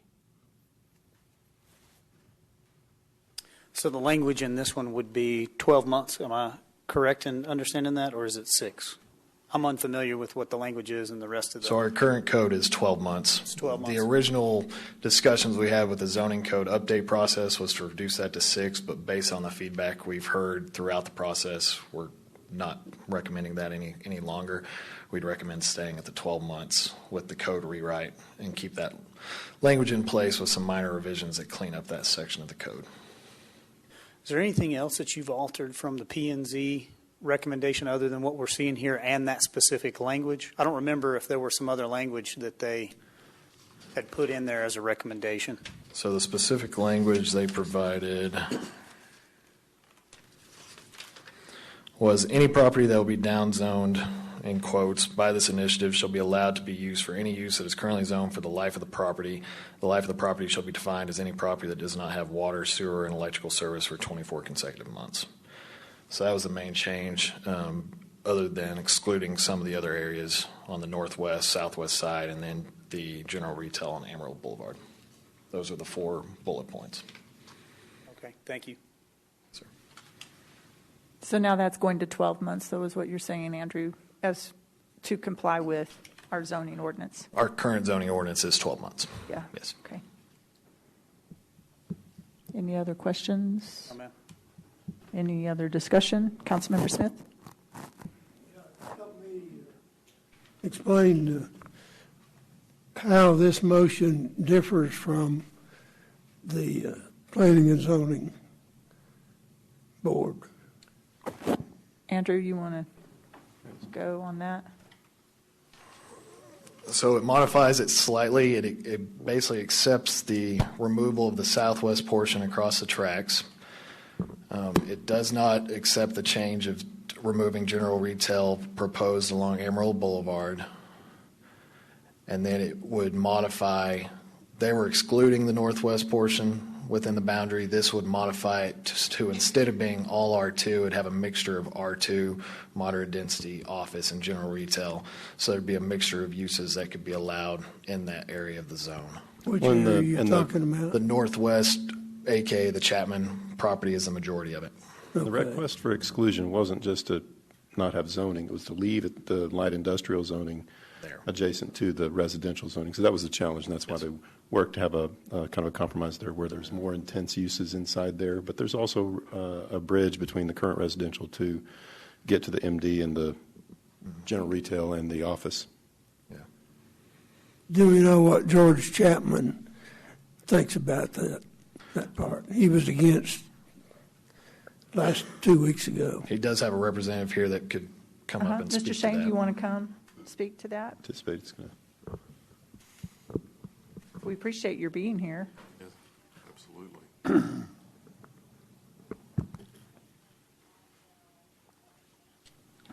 Sure. Yeah, I talked to George a little bit earlier today, and again, he's willing to work with some plans going forward and changing all that stuff. But at this point, since there's nothing concrete on the ground and nobody's got any plans that actually has been put forward to say we're changing it except for the zoning. In other words, there's nobody ready to build commercial in the corner and office. So he's agreeable if that's going to move forward. But if we're just changing it because it's part of the zoning, he wasn't in favor of that. Okay, so he feels the same as he did 2 weeks ago. Correct. He was in favor of the Planning and Zoning Commission's recommendation to the commission. Okay. Leaving it as light commercial, is that right, Joe? Light industrial, Yeah. Thank you for correcting. Industrial 1. Okay, good. Any other comments, Joe, or any other questions for Mr. Shane? Howard? My personal opinion is I appreciate what the Planning and Zoning Commission did. They spent a lot of time on it. They had a 5-2 vote, and I'm in favor of what they decided. So I'll be against the motion. Anything else for Joe? Okay. All right, thank you. Thank you, Joe. That's good feedback, Howard. Thank you for sharing that. Anybody else have thoughts they want to share? I think this is one of those hard things. I think it's impossible to please everyone. I think it's definitely been through a long process.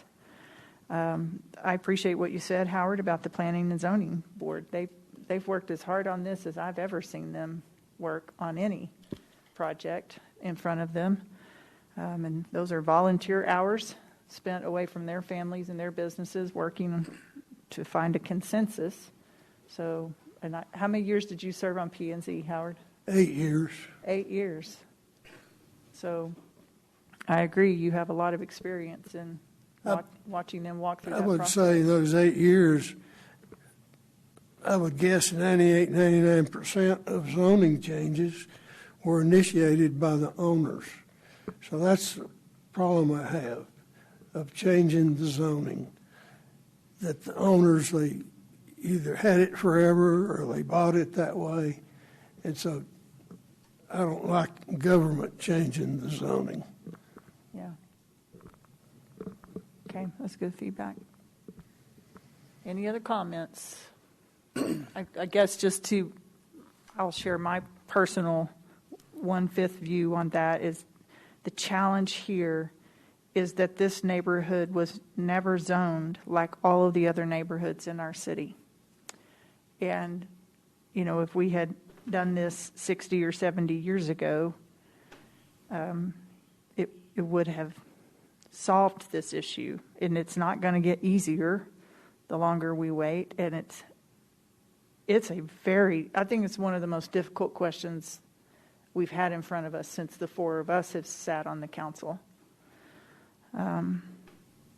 So it's a challenging one, for sure. Councilmember Stanley. So, Mayor, I share in Howard's concern in rezoning anyone's private property against their will. I had hoped, because I see all the work that's gone into this, and I do see the need to revitalize that older neighborhood. And I know this is a piece and it's a jumping off point, but it really doesn't provide the solution. The solution still comes from creating homeowners, helping with financing, creating housing that's affordable, and attracting developers. And while I do agree that if you could get some better zoning structure, it may entice somebody to come and invest in that neighborhood. Even if you rezone this, it doesn't solve anything in the near future. You're talking 20, 30 years potentially before any of these properties are aged out or do, become non-compliant, non-conforming. So I share with Howard and his, there's some unintended consequences here that we can't see, and the caution there. Agreed. It's a difficult one. And even what P&Z recommends affects owners who didn't request the change. It's a compromise. So every option we have in front of us is a form of a compromise to what's being asked. So it's hard. It is. And even if we don't go with the motion, changes can still be made. People can apply to change zoning, go through the zoning commission, may not want it again, but. Yeah, right. Okay. Anything else? Any further comments? Discussion? We're calling the question. Okay. All those in favor of the motion, please say aye, or let's raise our hands since I think this is going to be a split vote. 3 for the motion. Those opposed? 2 opposed. So that passes with the 3-2 vote. I appreciate everybody's input and willingness to share their thinking on that. Item 3B is the next thing on our agenda. Mr. City Manager. All right, Mayor, we've got Andrew Freeman, Assistant City Manager, to present the item. Now, I need to point out that item 3B on the agenda is reapproving reinvestment zones, Chapter 312. Item 3B on we got B and C flip-flopped inside the packet. So it is not Cacique Foods. That'll be 3C. And 3C was withdrawn by the applicant. So we can just skip right past 3C and go straight to 3D after 3B. Okay. So Andrew, 3B. Yes, so this is a public hearing in consideration of a resolution. This is a state law requirement that we bring this particular guideline to you every 2 years, otherwise it expires. The purpose of this guideline is to allow the city to consider and enter into tax abatement agreements. It's required by Chapter 312. And it provides for the availability of tax abatements for both new facilities and structures and for the expansion or modernization of existing facilities and structures. It would be effective for 2 years from the date adopted. It doesn't require you to enter into any agreements. It just basically allows you to because you have these guidelines in place. So it does require a public hearing and the resolution. This isn't to be This works in collaboration with the other incentive guidelines that we have in place that we partnered with AEDC on. That's a separate document that it doesn't have the same expiration date. So this is strictly state law saying adopt this in order to have tax abatements as an item that you can offer for incentives. I'm happy to answer your questions. Yeah. Questions for Andrew, Council? Okay, thank you, Andrew. Do we have a motion with regard to item 3B? Sorry, public hearing. Oh, right, public hearing. Thank y'all, always keeping me in check on that. At this time, we'll open a public hearing, and anyone present who wishes to speak for, on, or against item 3B will have 3 minutes at the podium to do so. Is there anyone here who wishes to speak on this item? Okay, seeing no one, we'll close the public hearing and now entertain a motion. Mayor, I move to approve the resolution adopting guidelines and criteria for tax abatement within reinvestment zones for the city of Amarillo. Second. It's been moved by Mayor Pro Tem Powell and seconded by Councilmember Smith to approve item 3B, which is related to tax abatement tools within reinvestment zones inside the city.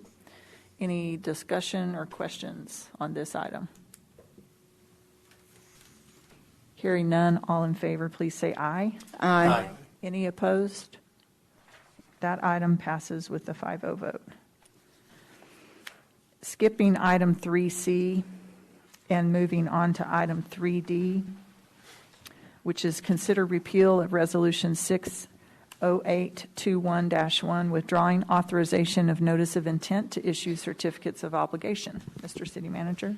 Thank you, Mayor. The Mayor proposed, and I concurred, and that's why it's on the agenda, with withdrawing the notice of intent to issue COs. That will provide City Council with an additional opportunity to reevaluate all the aspects, the scope, the location, cost, et cetera, of the City Hall project.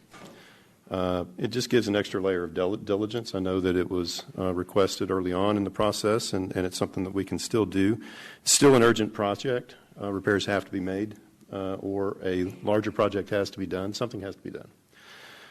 But we've heard from citizens the best approach is to pause and just revisit the options. We can bring that back to council in a workmanlike way and take input and guidance from council as we refine those options. Then we'll have to continue to reassess what's the cost of whatever project the council wants to move toward, and how would we pay for it. So that gives us an opportunity to address all of those questions, readdress all those questions, and bring forth the most cost-effective option possible. But it's always going to be a balancing act. So with that said, I can answer any questions council has. Any questions, council, or a motion? So I have a question. Can I get an answer on whether or not the petition is valid or invalid and how we arrived at that decision? Brian, do you want to take that? It would be completely inappropriate to take that issue on. That hasn't been placed before consideration of the City Council today. It's not on your agenda. Completely premature to answer that question in this business meeting. So my question is how are we to take action on a CO notice that is currently in litigation? Like, why would this not be left up to the court to decide? Not doing the CO is not in litigation. But pulling the project could have, or Brian, I guess I should ask you, or Jared, does pulling the project have any implication on, a current court case or a petition that was filed that hadn't been found to be valid or invalid? Well, once again, I'm not going to get into trying to speculate as to what the legal implications are in this meeting on a petition. What I can tell you is this body has the ability to change their minds, and that's what this particular action item is for. It's to change your mind, and you always have that ability. And it doesn't matter whether there's a court case going on or not. So no impact legally on an action item that has to do with something that's currently being litigated. A better way to say it would be, regardless of anything that's going on legally, there is no prohibition against the council withdrawing notice of intent to issue certificates of obligation. Okay, and then the reason that I don't know whether the petition is valid or invalid is because it's in litigation. Am I correct? Once again, we're talking about something that's not on the agenda today, and would have to be possibly decided by a court. I just think it's premature and inappropriate to have that discussion. I hear your concern and appreciate that. So I think that answers my question. Okay. Other questions or a motion? Mayor, I move to approve the repeal of resolution, which is dated June 8th, 2021-1, withdrawing authorization of notice of intent to issue certificates of obligation not to exceed $35 million. Second. It's been moved by Mayor Pro Tem Powell and seconded by Council Member Smith to approve a repeal of the resolution on June 8th of 2021 that would withdraw the authorization of the council's notice of intent to issue certificates of obligation with regard to repurposing a building for a new city hall. Any discussion or questions on the motion? So the only thing I'd ask is basically what's happening is we're saying that we're going back to square zero and starting over at some point in time, looking at City Hall, wherever it might be, whatever we might do with it. Basically, we're just saying we're not endeavoring to issue certificates of obligation to do a project at this point in time. I would say it's square zero with regard to how you finance or fund the project. As far as the scope of the project, what we've already done will inform conversation, the starting point of conversation going forward. But we'll work to refine it at the staff level based on the input we've received from the entire spectrum of the dais, and then we'll take guidance after that. Or that's what we would propose. Okay. Thank you. No, I think it's important. I mean, there were enough citizens who reached out to say, I still have questions, that we can take time. I do think it is diligent for us to take more time and spend time answering those questions. And, I agree with what Jared is saying, that we don't have an indefinite amount of time because we have issues that need to be repaired. But I think it's important for us to listen to what the citizens are telling us. Figure out what the best approach is. Anything else? Okay, we have a motion and a second. Let's call the question. All of those in favor of the motion, please say aye. Aye. Any opposed? Nay. Okay, that passes with a 4-1 vote.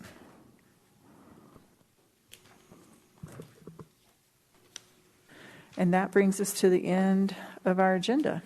Thank you all for being here for our business meeting today. We are adjourned.